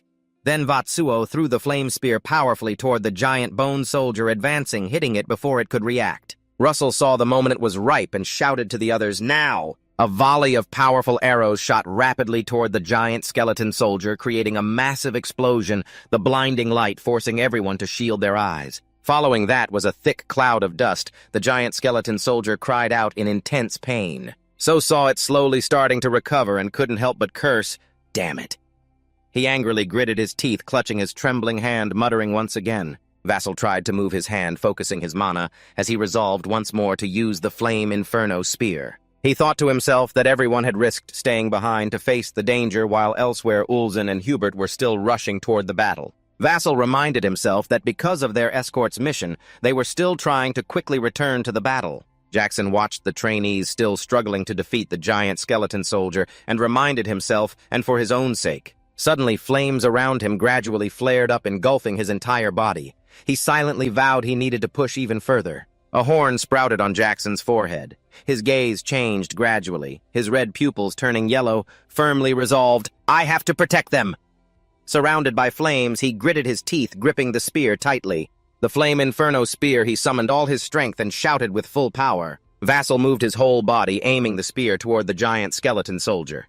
He opened his eyes wide as he saw his chance and immediately threw the Flame Inferno Spear with great force and decisiveness. Seeing this, the others also channeled their power in unison to attack. A massive force surrounded the Flame Inferno Spear, speeding forward swiftly. The Flame Inferno Spear struck the giant skeleton soldier, causing it to scream in terror. The spear passed through its body, causing the giant skeleton soldier to shatter into pieces. Yuzen hurried to the battlefield and saw the contestants fighting a monster, a giant skeleton. Yuzen clenched his teeth unhappily. What are those weaklings trying to do? They should have run away, Vermilion. Yuzen believed weakness was the flaw. If one fell, all would collapse. He stood watching for a long time without intervening until a faint spark appeared in the distance. That spark shattered Ulzen's perception. The Flame Inferno Spear blazed more fiercely than ever, lighting up the entire forest, dazzling the eyes. But that day, Ulzen realized the Flame Inferno Spear had powerfully shattered the skull of the giant skeleton. Vassal gasped exhaustedly, and Ulzen realized it was because they were weak, that if just one stood up, the others would fight alongside him and all would rise together. A powerful explosion erupted into a blazing fire, the smoke gradually clearing. The giant skeleton fell to the ground. Inside was the face of a still-living heretic. He clenched his teeth in anger, his eyes glowing with a strange green magical light. Not yet. By his magic, the fragments gradually reassembled onto the skeleton's body. Things were far from over. He had no idea what danger awaited ahead. A foot stepped sideways to gain momentum. Yuzen condensed magic into his fist, gathering a massive power in his palm. Yuzen punched strongly toward Wave, releasing the magical power in his hand to eradicate the evil force. His power left the contestants open-mouthed in amazement, waiting for the smoke to clear. The wide, cone-shaped area before Ulzen had been leveled. That wave must have been smashed to pieces. A weak voice sounded behind him. "If you plan to come, your body's about to collapse. You should have arrived sooner." After finishing, he fainted. Behind a quick hand caught Hubert, suddenly appearing from behind, embracing Vassal and praising him for doing well. Even the strict Ulzen smiled with rare satisfaction. At that moment, the system announced a judge's approval rating of 10 out of 10. You have completed the mission and received a medium-level Mana Stone reward. When So opened his eyes, he saw the ceiling light above, and beside him heard Han's caring voice asking, "You're awake, huh? You still look a bit drowsy, like you haven't had enough sleep." So suddenly jolted awake, "Are the other contestants okay?" Hubert reassured him. "Thanks to you, they're all safe." He sighed in relief. "Thank goodness." Professor Hubert adjusted his glasses. "Everyone says the same thing. If Jasper hadn't been there, they all would have died." He smiled shyly and humbly. "I was helped by them too." The professor smiled kindly. "But aren't you curious about the results of the competition?" Vassal only then slowly realized, "Oh right, the selection contest." Hubert shared that actually there were many issues. Since the heretics attacked the competition area, the mission became meaningless. In this situation, cooperation is even more important than competition. So all the selection judges concluded that in this contest, the one worthy of the highest score is the student who is now announced as the winner. Russell was stunned with amazement. A feeling of joy crept into his heart. thinking silently, scoring highest in the tower's selection, while bowing head to thank the professor. Feeling relieved inside, finally, he could graduate from the academy. Hubert continued about the heretics. An investigation has been launched to find the mastermind behind everything. Soon they will find the root of all problems. Then Vassal said that actually there is still one more heretic. The professor was startled. Isn't there only one? The remaining heretic fled when he saw the situation was unfavorable. Savy fled in anger. I will catch you and make you pay for this humiliation. The rookie at Fire Tower Yusin pushed open the door holding a package and stepped inside. Looks like I lost his trail. Russell happily. You're here, Senior Yusin. Slightly nodding, let me see how you're doing. Hubert feared Ulzen might be a disadvantage to him. Ben hesitated, telling Russell he should rest for a while, but was stopped by him. The professor smiled brightly, reassuring him. I'm fine, sir. That evening in the training yard, Russell stood facing Ulzen. He looked more lively, his usual irritated face when fighting heretics must have bored you a lot. Yusin explained the reason for having to fight those weaklings. Russell said nothing in response to that remark. He clenched his fists and continued, I think weakness is also a weakness. And that thought of mine has never changed. Here, Vassal interrupted. I agree with you, but you should lift your head and share your own thoughts. The weak exist, so the strong can become stronger and protect them. And the weak, because the strong protect them, will also try to improve themselves, Vassal concluded. So no one gets left behind, and we all move forward together. Hearing this, Yusin slightly frowned, not sure what he was thinking. Then he smirked in reply. Not bad. He tossed the package to Russell's hands, open it. Vassal took it silently, suspicious. Opening the package, it was a cloak printed with a red rose exactly like the one on Ulzen's shoulder. The Fire Tower cloak, Ulzen nodded with a knowing smile. Don't get too excited. He said if you want to join the Fire Tower, you still have to pass one more test. Vassal was confused, wondering, but the selection contest is already over, right? Yusin squinted to explain it can be considered an ancient tradition. He used magic to draw a circle on the floor beneath Yusin. He stated the rules, try to force me out of this circle, you can use any magic you want. Confidently waving his hand, if you can make me leave the circle, you win, but if you fail, you will pay a corresponding price. Vassal looked up at him. He placed one hand behind his back, silently gathering magic. Don't regret this later. Vassal reached his hand forward as if he wasn't the one doing something behind his back. He smiled slyly. You said I could use it. Vassal was burning with fighting spirit. Red fire magic flowed around him, every kind of magic I want. The mansion suddenly shook violently. This startled Hubert, who was walking down the hallway. At that moment, Usin was also bracing himself against the attack, causing the strong aftershock. Moreover, his legs were pushed backward, making him laugh to himself, knowing he was protected by armor with at least 5th-level magic. He didn't expect to be pushed back by such a young age, yet he was still pushed back. Just then, Hubert ran over and loudly called out to the senior, What are you doing? He angrily scolded Ulzen. I didn't expect you to corner Jasper like this while his body hasn't even recovered yet. Feeling a bit guilty, caught in the act of wrongdoing, Ulzen shyly defended. This is the long-standing tradition of our fire tower. However, Hubert was blunt and said it seemed more like childish behavior. Offended.